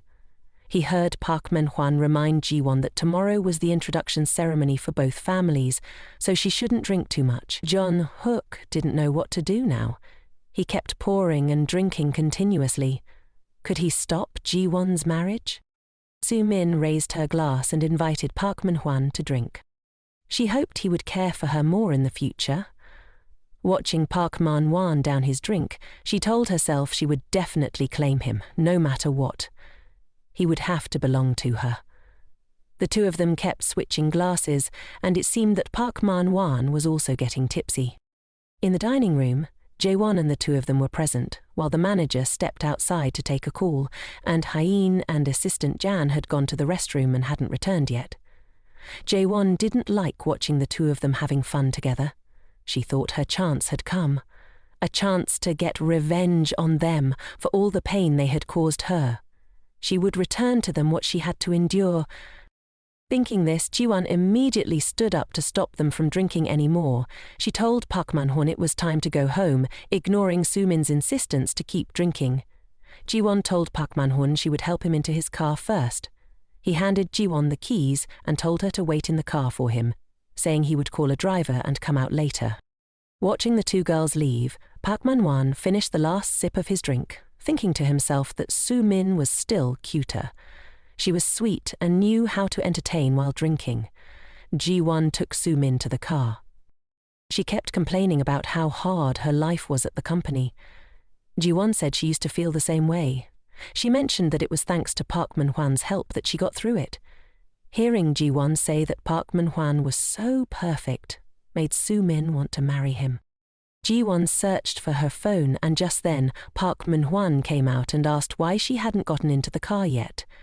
Su-min made an excuse, saying she'd forgot her phone in the restaurant and asked Park Man-hwan to keep an eye on Su-min for her. Ji-won hurried back inside. Park Man-hwan peeked into the car to check on Su-min, who was starting her own plan. She pretended to shiver and told Park Man-hwan she felt very cold. Seeing this, he took off his jacket and draped it over her, then went to turn on the heater to warm her up. Su-min thanked him, her voice warm and inviting. She secretly thought that the bait had been taken. Park Man-hwan told her to hang in there for a bit, as Ji-won would be back soon. But little did he know, this was a dinner table Ji-won had set up for the two of them, so how could she possibly return at this moment? Su-min raised her hand to cover Park Man-hwan's mouth and told him not to mention Ji-won right now. It was just her and him here. Park Man-hwan looked at Su-min's expression, his heart racing wildly. Indeed, he had found himself liking her much more than Ji-won for a while now. Yet he had always restrained himself from crossing the line. Looking at Su-min's sweet face, combined with her playful demeanor, made him truly lose his. Su-min pulled Park Man-hwan closer to her. Su-min suggested that he could take her inside the house. With her proposal and charming antics, Park Man-hwan could no longer hold back. He jumped into the car, wrapped his arms around Su-min and kissed her. Just like that, they had truly lived up to Ji-won's expectations. Both of them had different motives. Su-min wanted him out of jealousy towards Ji-won, not wanting Ji-won to be better than her, while Park Man-hwan was simply a scoundrel, a jerk. One was Ji-won's fiancé, and the other was someone she had considered a close friend for a long time. At that moment, both had betrayed her. Su-min suggested that Park Man-hwan hold her tightly, feeling satisfied as she had achieved her goal.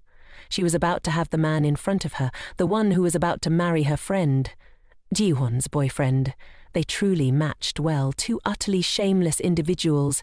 Ji-won stood behind, witnessing everything that had just unfolded. They couldn't know that she hadn't forgotten her phone. That was just part of her plan. She watched the two of them embrace, and it seemed like this could finally put an end to everything. At last, Ji-won could take her revenge on them. Yet, even though everything had gone according to her plan, why were her tears still flowing? Clearly, they were the ones who had betrayed her first. She gripped her phone tightly, ignoring the incoming calls. Memories of the two of them flashed through Ji-won's mind, memories she wished to forget, even just for a moment. She remembered returning home from the hospital, looking for Park Man-hwan. When she arrived at the door, she spotted two pairs of shoes, Park Man-hwan's and a woman's. Although she had a gut feeling that something was off, she never expected that the person lying in bed with Park Man-hwan was her friend, Su-min. She was truly heartbroken, but now they would have to endure the pain she once suffered. The nightmare was just beginning. Even so, seeing them betray her once again, Ji-won's tears flowed endlessly. At that moment, the driver Park Man-hwan had called earlier arrived. She watched as the car slowly drove away. Ji-won stood there, frozen. Everything had gone according to her plan. She should have been happy, ready to toast to their new beginning. Wiping her tears, Ji-won told herself not to cry. They were the ones in the wrong. If she cried, wouldn't that mean she was losing to Su-min? With that thought, Ji-won headed to a late-night bar, planning to drink herself into oblivion to forget what was happening. When Ji-won finally opened her phone to check, she noticed several missed calls from her boss, Ji-hook. Just as she thought of him, her phone rang again. He really did care, didn't he? This time, Ji-won answered, and Ji-hook asked where she was and why she had left without telling anyone. She told him she wanted to get drunk and was sitting alone at a bar. When Ji-hook asked which bar she was at so he could come, she hung up. Ji-won continued to drink. Of course, she wouldn't tell him where she was. If she did, he would definitely come, and right now, she just wanted to be alone. She thought if she had made different choices in life, maybe those two would have changed. But even now, living again, Park Man-hwan and Su-min were still the same. They still chose to betray her. And she, despite having died at their hands, still clung to hope like a fool. Suddenly, a hand snatched the bottle of alcohol from her grasp. Jin-hook had arrived. He told her to stop drinking, saying it was enough. Ji-won was surprised. He really was something. She asked how he had found her. When Jin-hook inquired where Park Man-hwan and Soo-min were and why she was sitting there alone, she told him they had left and that those two were very close, so he should just pretend he didn't know anything.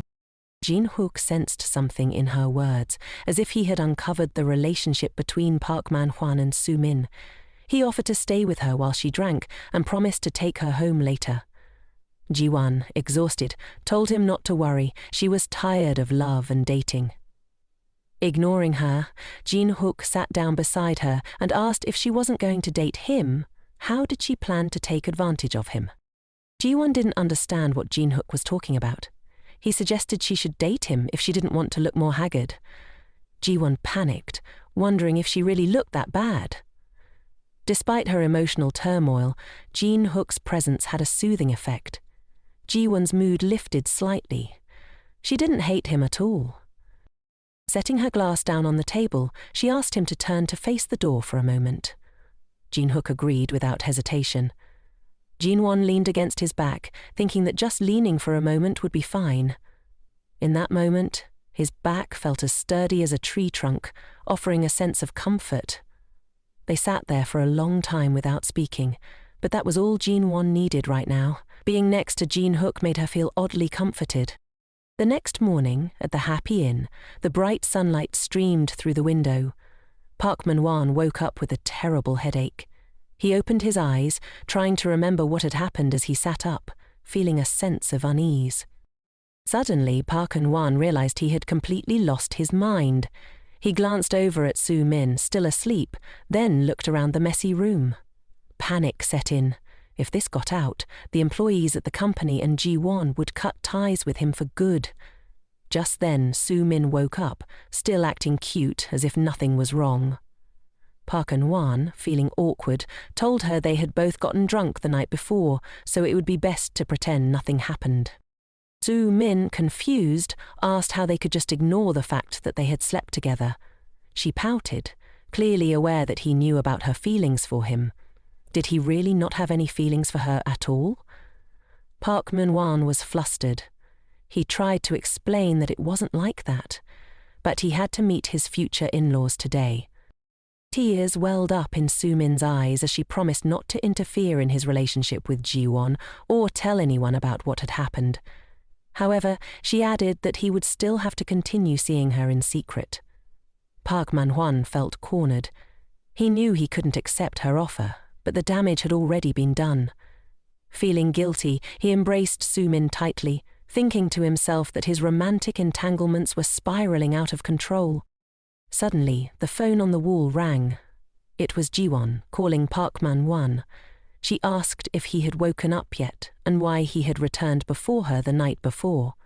Park Man-hwan explained that Soo-min hadn't been feeling well, and since the hired driver had arrived right on time, he couldn't wait for Ji-won to go back together. As Ji-won applied her makeup, she casually asked if he had booked a restaurant for the two families to meet. Park Man-hwan told her he had reserved a spot at the traditional Lu-hung restaurant at 5 p.m. on the first floor. Ji-won said she would meet him after finishing her makeup. Hearing the conversation with her boyfriend, the makeup artist complimented Ji-won and promised to make her look stunning for the occasion. Ji-won insisted on a bold, unforgettable look that would leave a lasting impression. Surprised, the artist asked if she wasn't meeting her boyfriend today and why she wanted such a dramatic style. Ji-won recalled her life with her late mother-in-law before she passed away. She remembered the harsh words. How her mother-in-law once said she didn't accept Ji-won for her beauty, but because she took good care of her son. One morning, she had even yelled at Ji-won for serving leftovers for breakfast, saying that on weekends a wife should wake up early and prepare nourishing meals for her husband. On top of that, she belittled Ji-won, cruelly commenting that those without parents were worthless, and suggesting that Ji-won's parents had died young because of this. This time, Ji-won was determined to approach the situation differently. She would meet Park In-won's family with a new mindset, prepared to challenge their expectations and change their view of her. Meanwhile, after Park Man-hwan had left, Soo-min paced angrily in her room. Why had he left her there to meet Ji-won? To Soo-min, Ji-won could never compare to her, so why was Park Man-hwan abandoning her to marry Ji-won? Fueled by jealousy and a sense of rivalry, Soo-min became even more determined. She vowed to win Park Man-hwan at all costs. Yet, why was everything still not going as she wished? Soo-min remembered lying next to him when Park Man-hwan had mentioned over the phone to Ji-won that the two families would meet at 5 p.m. at the traditional Luen restaurant. She couldn't let things stay like this. She couldn't just let them get married. Soo-min sat down to fix her makeup. All her efforts up to this point, would they really end up being overshadowed by Ji-won? Surely, before the grand wedding day, she would find a way to keep Park Man-hwan by her side. Once there's a first time, a second is definitely on the way. At exactly 5 p.m., Ji-won hopped into a cab and headed to the meeting spot. The families were already there, chatting joyfully together. Her cheating fiancé, Park Man-hwan, was sweet-talking his parents, completely at ease. A knock on the door echoed through the room, and Ji-won stepped in, politely greeting Park Man-hwan's parents. Upon seeing Ji-won, his parents were genuinely startled by her appearance.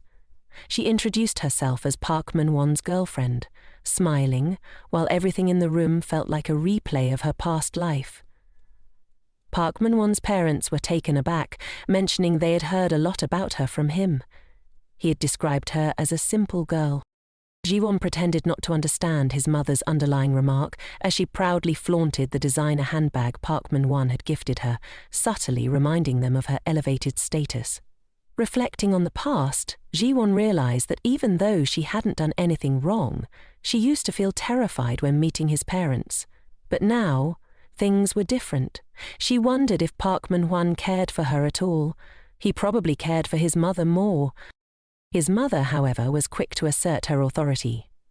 She asked if Ji-won knew how to handle household chores, hinting that if no one cooked breakfast, Park Man-hwan wouldn't eat. The tone was clear. Ji-won's worth as a wife would be measured by her domestic abilities, not her love for their son. Ji-won found it quite amusing. She had never even seen Park Man-hwan eat breakfast. With a confident smile, she assured his mother that she would take charge of preparing nutritious meals for Min-an, and, if he had to work overtime, she would personally bring lunchboxes to his office. Min-an's mother, cheery and wanting to be helpful, suggested that every weekend she could prepare side dishes for Ji-won, and they could just pick them up. Ji-won, however, politely declined the offer, saying that she would come to collect them during the week because she wanted Min-an to rest on weekends. This caused his mother to worry aloud that Ji-won might overwork herself since she also had a job. But Ji-won's next statement shocked her. Ji-won nonchalantly revealed her plan to quit her job after the wedding and become a devoted housewife. His mother, taken aback, questioned how she could so decisively choose to quit her career. She asked if Ji-won planned to enjoy life at the expense of her son's earnings, pointing out that other daughters-in-law managed to balance work and family life just fine. Raising children, she argued, would also be very expensive. Ji-won remained calm and countered, asking if it wasn't sufficient for one person to earn money if they didn't have kids. At this moment, Min-an began to sweat. He couldn't understand why Ji-won was acting so differently today. Hearing her response, Min-an's father, who had been silently observing, could no longer contain himself. He slammed his fist on the table and raised his voice, demanding if they wanted their house to be without a legitimate heir. He insisted that only a son could properly take care of the family's ancestral offerings, and questioned how Ji-won could dare stand before her elders and declare she wouldn't have children. But Ji-won didn't back down. Boldly, she replied that her father, despite having only her as a daughter, still used the offerings she prepared for worship. Her words infuriated Min-an's father even more. He argued that once a daughter is married, she must perform the rituals for her husband's family, questioning how she could stomach such defiance. Min-an's mother, visibly upset, joined in, lamenting that Ji-won's father's crime was giving birth to a daughter, as though Ji-won's very existence was a misfortune to the family. Hearing this, Ji-won wondered why being born a girl was considered a crime. Furious, she shouted back, calling Minan's mother an old hag. Park Wenpani nearly choked at her words. Everything that had happened was beyond his wildest imagination, and he couldn't understand what was going on with Jiwon today. His father's face darkened, confused as to why his son had brought home such a girlfriend. Minan's mother, shaking with anger, demanded to know why Jiwon dared to speak to her like that. Jiwon stood up, leaving the three of them in shock. With her back straight, she declared that she had decided not to marry their son, so calling her mother would be out of the question. Old hag seemed more fitting, she said bluntly. Park Man-hwan was taken aback, asking what nonsense she was talking about. By now, Minan's parents were livid, claiming they had always suspected she would show her true nature like this. They said those without parents were all spoiled, ungrateful people. Jiwon's expression suddenly changed. She coldly asked why, if Minan's mother also had no parents, she would insult Jiwon's parents when they were in the same situation. Minan's mother was stunned into silence by Jiwon's sharp response. She told Minan that she would never agree to him marrying Jiwon, and that she would never allow her to become part of their family. Jiwon replied calmly, "You'll regret that decision." And with that, she walked away. Park Man-hwan called out to Jiwon, confused and desperate to understand why she had changed so much, but she ignored him. Jiwon stepped outside, realizing she could never become the daughter-in-law they wanted. After everything she had heard, it wasn't just a misunderstanding, it was pure insult. Twice now they had crossed the line, and she couldn't take it anymore. With her head held high, Jiwon hurriedly walked away from the place that had caused her so much pain. Suddenly, Jiwon spotted Su-min stepping out of a taxi, dressed as if she were meeting her boyfriend's family for the first time. Jiwon smiled at her. "Su-min, you've arrived just in time. You should marry that jerk for me," she said, her voice dripping with sarcasm. Meanwhile, in the dining room, Park Man-hwan's mother was still fuming, unable to believe her son had brought such a disrespectful girl into their home. She demanded that he end things with Jiwon immediately, insisting that she would never approve of the marriage. Just then, Su-min stepped through the door, feigning surprise. "Oh, what a coincidence to run into you here," she exclaimed brightly. Su-min greeted Park Man-hwan's mother with enthusiasm, introducing herself as his junior at the company, all while tossing in a few compliments about him. Park Man-hwan's mother, softening, confirmed proudly that he took after her.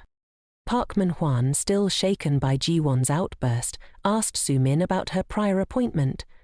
Su-min smoothly explained that her parents had urgent matters and couldn't make it, and then slyly mentioned her love for cooking, loud enough for his mother to hear.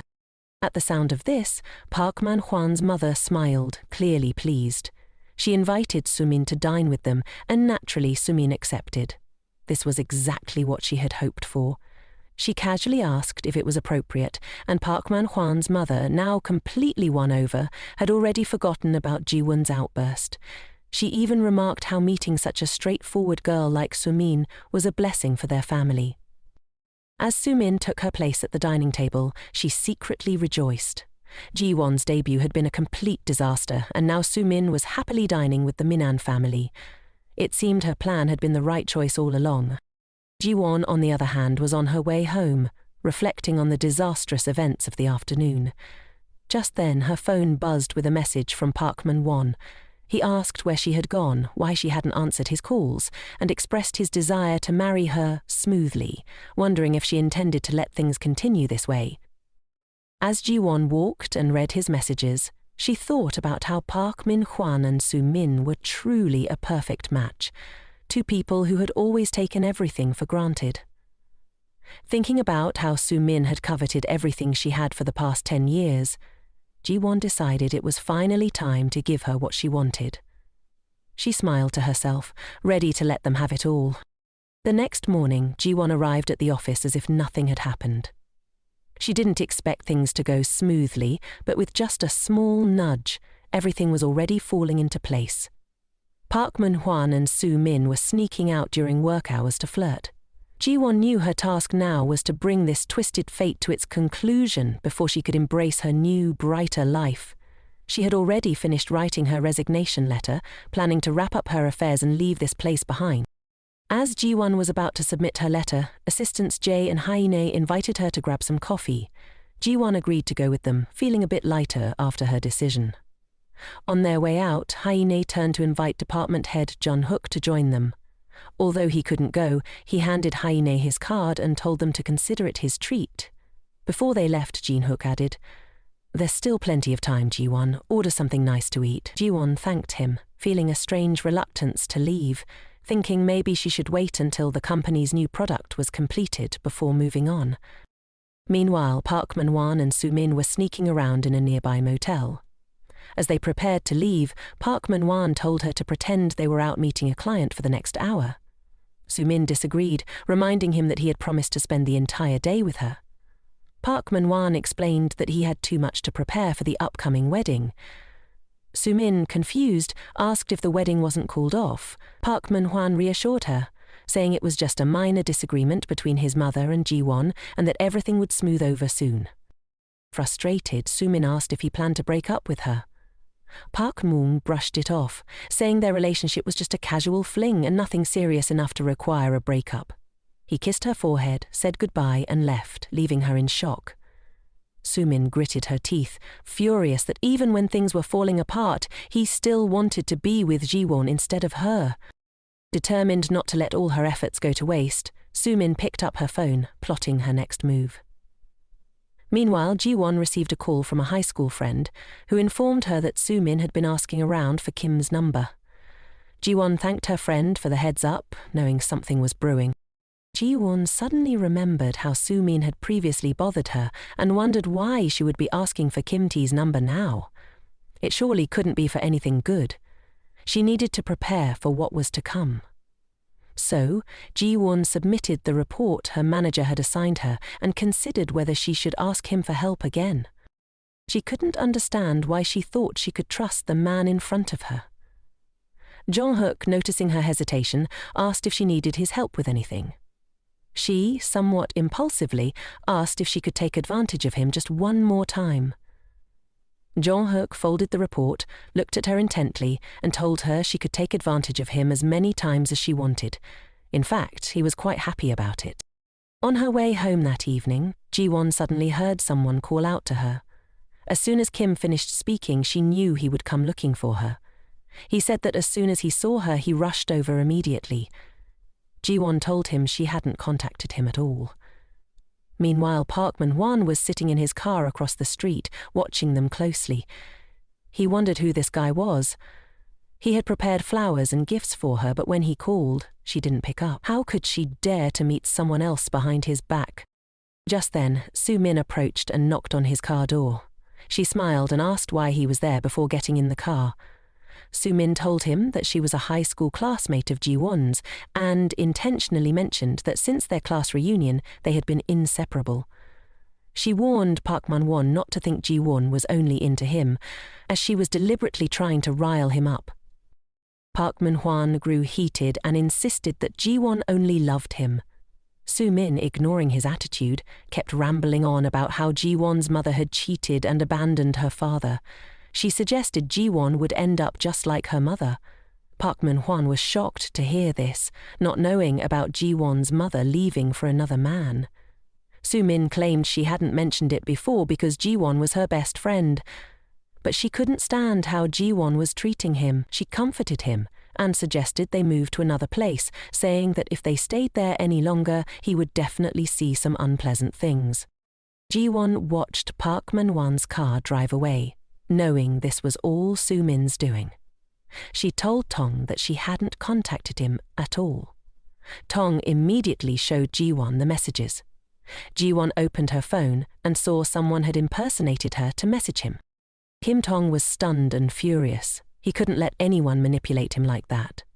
He asked Ji-won if she thought she was so valuable that someone would go this far. He grabbed her hand, intending to drag her away to confront the culprit. He demanded she be quiet and follow him, but Ji-won insisted he let go of her hand, saying it had nothing to do with her at all. Suddenly, a hand grabbed Kim Tong's from behind, and he was confused about who was doing this. Jin Hook declared he was Ji-won's boyfriend and asked what Kim Tong thought he was doing with her. Jin Hook then asked Ji-won if she was okay. At that moment, Kim Tong realized what was happening and demanded Ji-won let go of him. Furious, Ji-won swung his fist straight into Kim Tong's face. The guy fell to the ground in pain. Without a word, Ji-won took Ji-won away. Walking beside him, Ji-won felt incredibly safe. She thought that as long as this man was by her side, she could bravely stand up to anyone else. Why hadn't she noticed him before? Ji-won got into the car and Jin Hook drove off. She thanked him for everything that had happened today. Jin Hook smiled and told her she was just exercising her right to take advantage of him, as this was exactly what he had requested. He stopped the car and said they had arrived, leaving Ji-won surprised. Why was he bringing her to a hotel? He explained that she should rest there for the night and he would take her home in the morning. Jin Hook mentioned that the guy from earlier knew her home address, so it would be dangerous for her to go back. Ji-won shook her head in refusal, saying she could go up by herself, but Jin Hook disagreed. He asked, what kind of boyfriend would drop his girlfriend off at a hotel and leave her to fend for herself? Ji-won nervously replied, well, if he brought his girlfriend to a hotel and just left, that would be pretty strange too. She clamped her mouth shut, not understanding what on earth she was talking about. Jin Hook told her that he would also be sleeping there tonight. Jin Hook led Ji-won to the front desk to check in. Jin Hook asked, aren't you supposed to drop me off and leave? He repeated her earlier words with a grin. Panicking, Ji-won blurted out that she was just speaking nonsense. Jin Hook told the receptionist to get him 2 adjacent rooms. Ji-won jumped and asked why 2 rooms. Jin Hook suggested they could book just 1 room, but Ji-won felt embarrassed and admitted that 2 rooms were probably better. She didn't think he would actually stay. Jin Hook watched Ji-won step into her room, and once she was settled, he walked away. He turned to meet up with his crew, pulled out his phone and set up a meeting in the lobby. They informed him everything was taken care of, and from now on no one would dare come near her again. Jin Hook told them not to call him boss but director, as they weren't part of the mafia. Meanwhile, Park Man-han had already driven off. Jin Hook quickly guessed that Soo-min was behind all of this. She had impersonated Ji-won and messaged that guy. Perhaps Ji-won had known about it all along, which is why she suggested Jin Hook pretend to be her boyfriend. He looked at his watch. It was already 9 p.m. He wondered what Ji-won was doing at that moment. Suddenly he jumped up. He remembered she hadn't eaten anything. How could he have forgotten? He immediately went to her room and knocked on the door, regretting that he hadn't taken her out for dinner before bringing her to the hotel. Ji-won had just finished showering and, hearing the knock, rushed to open the door. She asked if he needed something. He calmly inquired if she had eaten dinner and if she wanted something to eat. He then asked what she usually liked. Ji-won thought of pork soup sprinkled with sesame, with green onions and pickled radish. It sounded delicious. Just then, a butterfly landed on her head. Ji-won panicked and screamed, startling Ji-won. She pointed to her head, explaining that she was terrified of insects. He offered to catch it for her and warned her to be careful. In the panic, Ji-won stumbled. She grabbed Jin Hook's tie to steady herself but lost her balance, falling backward and accidentally hitting the light switch. The room plunged into darkness. Once again, the distance between Jin Hook and Ji-won was small. They stood close, hearts pounding, and gazed at each other in the silent room. The clock struck 2 a.m. Ji-won lay in bed, tossing and turning, unable to sleep. She kept thinking about that moment with Jin Hook, feeling embarrassed and pulling the blanket over her head. If only things were different. If only Park Man-han hadn't caused her so much trouble. Perhaps she could have opened her heart to Jin Hook by now. In his room, Jin Hook felt the same as Ji-won. The memory of them falling into each other's arms haunted him. He couldn't sleep. Her image flashing through his mind, making it impossible to forget. 2 people in separate rooms, yet their feelings were eerily similar. They longed for each other, their hearts racing. Who knows how long the night dragged on? Ji-won, now exhausted, yawned repeatedly as morning approached. Jin-hook called her, inviting her to breakfast. How was he not tired? He went to fetch some food and brought it back to Ji-won. Sitting down, he casually remarked, "A boyfriend should fetch food for his girlfriend, right?" Ji-won panicked, quickly clarifying that what he did yesterday was just a favor. Jin-hook grinned, reminding her that she'd asked him to pretend to be her boyfriend, but never mentioned how long that act should last. Flustered, she stammered, and he smiled, wishing her a good meal. As he smiled, she blurted out, "You look just like a puppy when you smile." Jin-hook's face went pale. What was she talking about? Ji-won hastily explained that she meant a Labrador retriever, a big, cute dog. She rambled on about how Labradors are adorable, smart and obedient. Mid-sentence, she clamped her hands over her mouth, embarrassed by her own words. Ji-hook raised an eyebrow, teasing her. "So, you think I'm cute?" Changing the topic, he asked if she had chosen an apartment yet. Ji-won mentioned that she'd be moving into the one Hyene recommended, the same one Hyene had lived in previously. After breakfast, Hyene took Ji-won to see the apartment. Ji-won thought it was perfect and apologized for troubling Hyene over the weekend. The apartment had great security, CCTV monitoring, and faced south with low management fees, just as Hyene had described. It was within Ji-won's budget, and she could move in right away. Overjoyed, she asked if they could sign the contract immediately. On the way to the real estate office, Ji-won asked Hyene to keep her move a secret from everyone at the company. Curious, she also asked how Hyene had found such a great place. Hyene explained that she had studied at a university nearby, which led to another surprise. Ji-won had graduated from the same university as Hyene's brother. Ji-won was taken aback. She had never met him or even seen him on campus.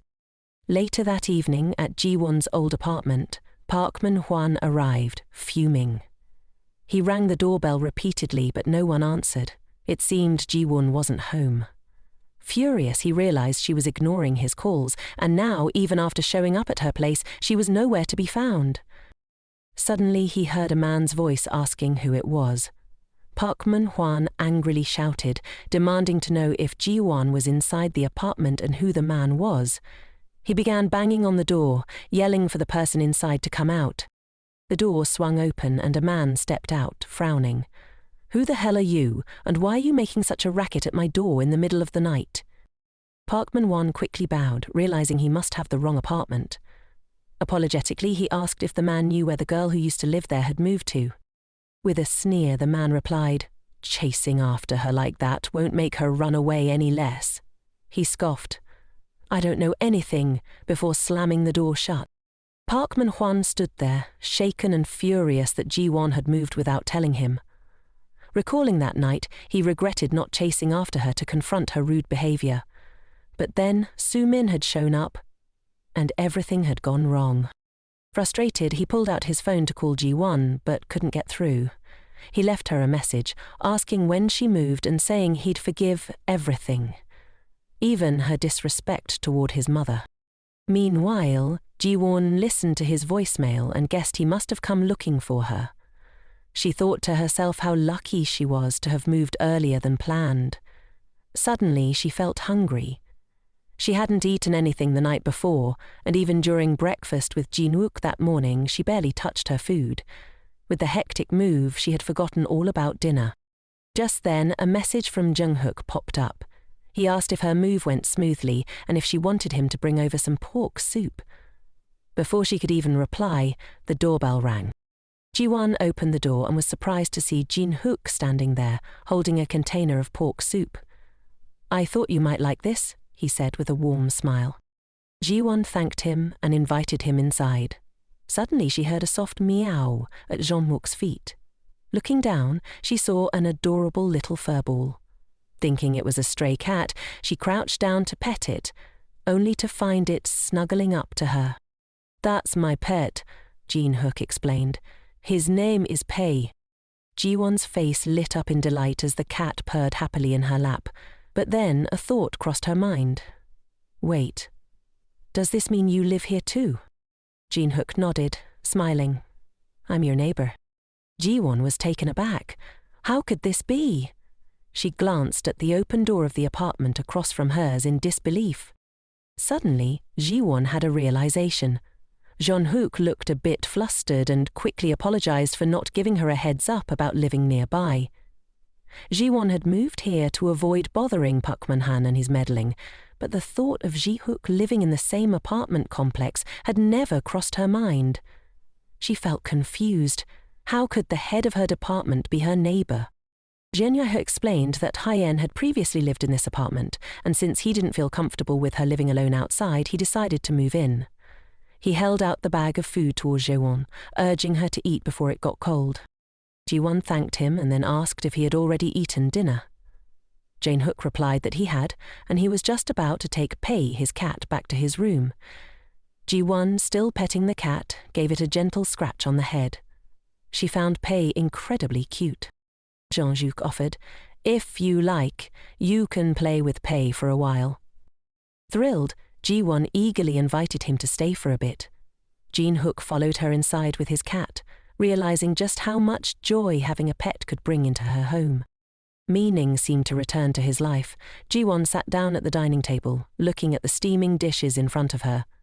She asked, did they really deliver the whole pot and bowls too? Ji-hook felt a bit guilty as he explained, this is the trendy new style of food delivery. The dishes are from a very famous restaurant. Ji-won began eating, savoring the delicious food. Ji-hook anxiously asked, is it good? She smiled, saying, it's really tasty. It reminds me of my hometown. My dad and I used to enjoy flavors like this in Busan. Ji-hook sighed in relief, glad she liked it. He recalled how earlier he had called his little brother, carefully instructing him to bring over the pork soup. The effort seemed worth it, seeing Ji-won happily devour the meal. As he was getting ready to leave, Ji-hook said, whenever you want to see Pei, just come over to my place to hang out. Ji-won was overjoyed and promised, I'll visit often. Ji-hook was taken aback, surprised that she agreed so quickly. He hugged his cat, returning to his apartment, and fed Pei while praising the cat. You're so clever, he said, petting its head. You already know I like her, don't you? You must like Ji-won too, right? Of course Pei liked Ji-won, Ji-hook thought. After all, she was his lifesaver. The next morning, Jae-won and her assistant Jae went to a supermarket to survey customer reactions and check the display of new products. Assistant Jae seemed nervous, mentioning that the project had caused some trouble for her parents. Jae-won reassured her, saying, after this, you might get promoted and can repay them. As they entered the supermarket, they were both shocked to find that all the products from their company were missing, not just the new ones, everything. Finding this strange, they decided to ask the supermarket staff directly. However, when they introduced themselves as representatives of UNC, the staff became very cold. How do you dare show your faces here after what happened? The manager snapped. Shocked by this response, Jae-won and assistant Jae rushed back to the office. This was no small matter. How could Park Man-han and Soo-min have let this happen? As soon as they got back, assistant Jae immediately called Soo-min in to ask what was going on. She confronted her. Are you still sane? You caused trouble and just ran away without addressing it. Soo-min stammered, what are you talking about? Assistant Jae reminded her of the incident where Soo-min gave a food sample containing peanuts to a customer with a peanut allergy and didn't even apologize or report it. Soo-min tried to explain, but Assistant Jae cut her off, saying, during the market survey for the new product, you caused a major issue and didn't even report it. Soo-min panicked, trying to shift the blame onto Ji-won. She sobbed uncontrollably, claiming her actions were driven by concern for Ji-won. Soo-min admitted she hadn't reported the allergic reaction because Ji-won didn't give her a heads up. I had no idea, Soo-min cried, looking at Ji-won. I was afraid she'd get into trouble. Ji-hook turned to Ji-won and asked, is what Soo-min saying true? Ji-won felt the weight of doubt and the disdainful glances from everyone in the room. Meanwhile, Soo-min was being comforted and surrounded by sympathy. but Ji-won had grown used to this. It no longer hurt her as much. She simply replied, "I don't really remember." At that moment, Sumin continued playing the role of the supportive friend, telling Hook, if the company decides to impose any penalties, it should only be on me. Jin-hook asked Ji-won to really think about it. "Are you sure you don't remember clearly?" Ji-won bowed her head. "It's been a while, so I don't recall all the details," she admitted. "Maybe we should check the CCTV footage from that day." Upon hearing that, Sumin's face turned pale. Suddenly, Ji-won felt a sharp pang of guilt. If that was the case, wouldn't everyone know the blame squarely fell on her? Trying to stay composed, Ji-won handed out a USB to everyone, explaining that it contained the CCTV footage from the day in question. Since the project was so important, she had made sure to keep a copy of the footage on her. "Everyone take a look," Ji-won said. "I've already given Sumin a detailed heads-up on the key points we needed to focus on. I stressed to her just how important this was." Sumin, now feeling the pressure, apologized to the group, claiming, "I'm sorry. It must be because my memory's just so bad that I forgot." Jong-hook frowned and asked, "But why didn't both Sumin and Park Mang-wan report the incident to the company?" Feeling cornered, Sumin thought fast. She needed to escape this situation. "Well, Parkman-wan advised me to keep it under wraps," she said, eyes darting around. "He told me that as long as we both stayed quiet, no one would ever find out." Park Man-hwan was taken aback. "What are you talking about?" he asked, fury building inside him. He could hardly believe Sumin was throwing him under the bus like this. He clenched his fists, wanting to lash out, but instead he bowed his head and apologized to the team. "Since Sumin was a new recruit, I decided to handle the situation myself," he explained, struggling to keep his voice steady. Jun-hook, growing increasingly frustrated, ordered Sumin and Park Man-hwan to each write up their individual reports and submit them. Finally, in a desperate attempt to save herself, Sumin tried to shift all the blame onto Park Man-hwan. "You don't know how hard I work to clean up your mess," Park Man-hwan snapped at her. "And this is how you repay me, stabbing me in the back?" Sumin shrugged and coldly replied, "Well, you're just an assistant. All you had to do was write the report. If anything went wrong, I'd lose my chance to become a full-time employee." Park Man-hwan shot back, "After all this, forget about signing a contract. You'll be lucky to keep any position at all." Despite his anger, he assured her, "Don't worry, you won't face any reprimands or punishment. It's not necessary." With that, he walked away, leaving Sumin alone in her thoughts. She seethed inwardly, thinking, "If I'm going down, I'll take everyone with me." She pulled out her phone and called the customer who had suffered the allergic reaction. Feigning concern, she asked, "How's your health? Have you recovered? The company wants to send a gift to make up for the mistake." Sumin wasn't about to let the situation spiral out of control. After making the call, she casually focused on her beauty routine, convinced that she had handled everything perfectly. Suddenly, her phone rang. She quickly answered, asking, "Did you receive the gift the company sent?" On the other end, the customer was furious. "You sent me a peanut salad after I almost died from eating peanuts? Are you out of your mind?" Sumin replied nonchalantly, "I thought you'd like free food. Maybe you should try harder to adapt."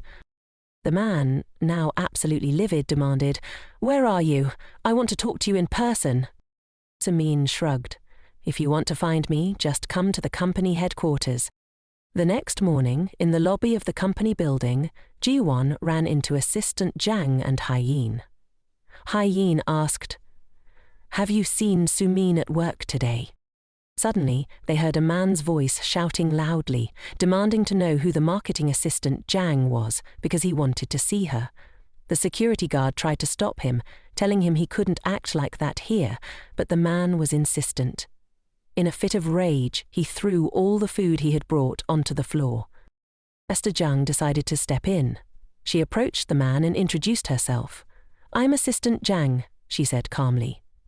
When she looked at the package, she saw that her name was on it. Surprised, she told Ji-won, "I never sent a package like this. Someone must have impersonated me." Ji-won immediately suspected Sumin was behind the prank. Assistant Jang told Ji-won and Heen to stay out of it, insisting she would handle the situation. However, the man, still furious, shouted, "You told me to come here, and now you're treating me like a thug." He raised his hand as if he was about to strike Assistant Jang. Jiwon, stunned, suddenly recalled a similar moment in her past when Park Man-hanan had tried to do the same to her. With a second chance at life, she couldn't just stand by and let this happen again. She rushed forward and stood in front of Assistant Jang, urging the man to calm down. "Who are you?" the man demanded. Ji-won bowed and apologized, explaining, "The person who sent that package was definitely not Assistant Jang, but someone else. I promise we'll find the person who spoke to you on the phone and they will personally apologize. We will also come up with a solution to compensate you." The man, though still angry, seemed to soften slightly. He glared at Ji-won and asked, "Are you just talking nonsense? Are you the one responsible for this?" Just then, Jin-hook arrived. He told Ji-won, "You don't need to handle this alone." Introducing himself to the man, Jin-hook said, "I'm the head of the marketing department. If you have an issue, you can talk to me." He suggested they move to a more comfortable place to discuss the situation and escorted the man away. Before leaving, Jin-hook told Ji-won, "Get in touch with Sumin. We need to address this." Ji-won hesitated. "She probably won't come to the office anymore," she said, "but I'll find a way to make her show up." Unbeknownst to them, the chairman had been watching the whole scene unfold. He turned to his secretary and asked, "Why did Jin-hook only step in at the last minute when Assistant Jang and Ji-won were already handling the situation?" The chairman's secretary replied, "We should move on. There are more important matters to address." Meanwhile, Su-min was at a beauty salon getting pampered and thinking everything was going according to her plan. Her phone buzzed on the table, notifying her of a text from her mother asking if she had been fired. The company had been making a fuss at home. Su-min recalled the person she called Mother, who had spent her life just yelling at her. The thought of that person sent shivers down her spine. She stood up, planning to go get her hair washed, determined to live a leisurely life and be a beautiful lady for everyone to see. Suddenly, her father called. It was Inno. She answered, asking what he wanted. Inno said he wanted to meet her to talk about Ji-won and Minnon. Su-min agreed to meet him in the evening, and they arranged to meet at a bar. When Su-min arrived and pushed the door open, she was startled to find Ji-won waiting for her instead of Inho. Ji-won casually remarked that she finally got to meet her. "If it weren't for Inho's phone call, I wouldn't have shown up to meet anyone," she said. Su-min, clearly exhausted from work, complained that she was only familiar with Ji-won, yet Ji-won was always too busy with others, completely ignoring her. Ji-won didn't want to hear this again and told Su-min to stop saying such things. "Now is not the time to be so relaxed," she said sternly. Ji-won handed Su-min her termination notice, explaining that the reason was for taking leave without permission and being absent without notice. She also added that the paperwork would soon be in her hands. "Did you send a product containing peanuts to the customer?" Ji-won asked. Su-min shook her head repeatedly, denying it. "There's no reason for me to do that," she said. Ji-won coldly replied, "If it wasn't you, then you're lucky. That customer has contacted a lawyer. If the company's legal department gets involved, they will submit your call history to the investigators as evidence." Hearing this, Su-min began to feel genuinely anxious. She finally admitted, "I did send a package, but I removed the products containing peanuts and sent it under Assistant Yan's name. But due to a mistake, I accidentally sent the wrong items, and the customer has been terrifyingly persistent in calling. I was so scared that I acted that way."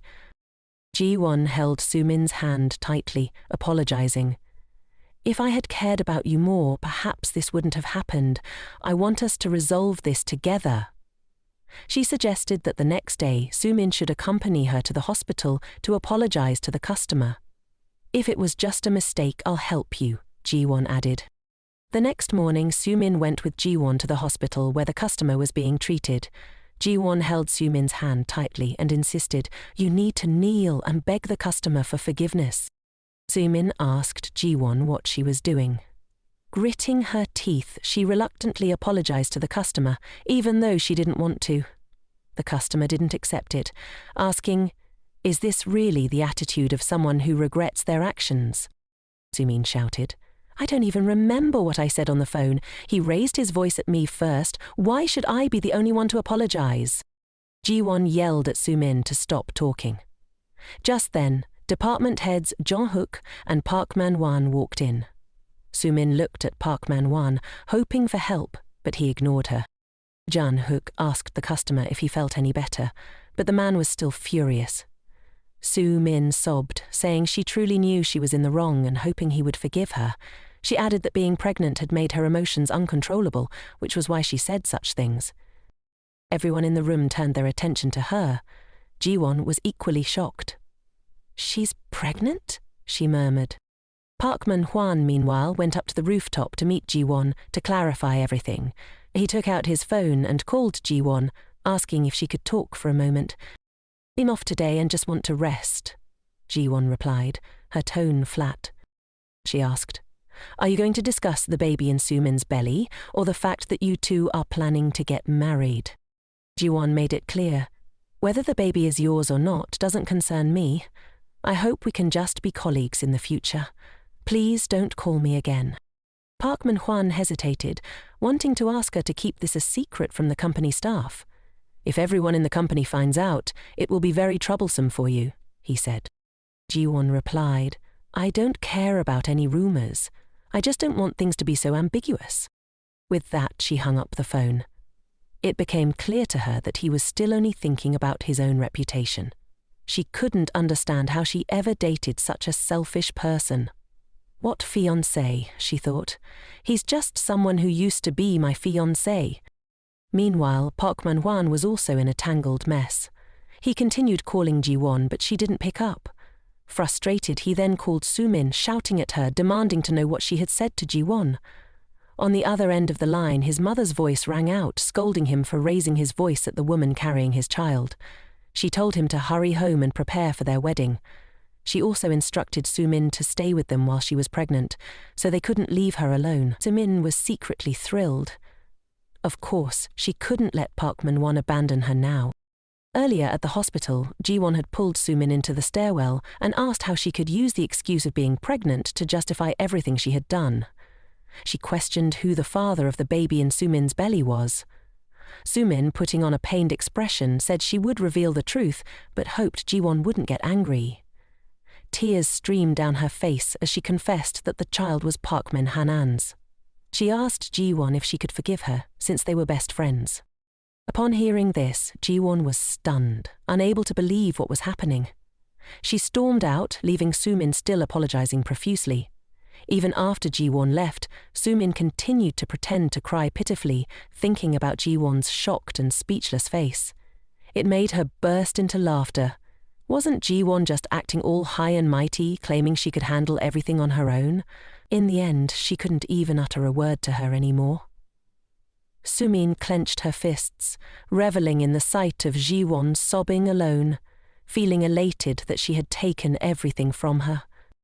At Park Man-hwan's house, Sumin asked his mother why she kept feeding her grilled meat, feeling that it was a bit wasteful. The mother cheerfully replied, saying that elders believe eating lots of meat helps you have a son. She also mentioned that it was the first time in her life she had tasted such delicious soybean paste soup and promised to teach Sumin how to cook it for Munan in the future.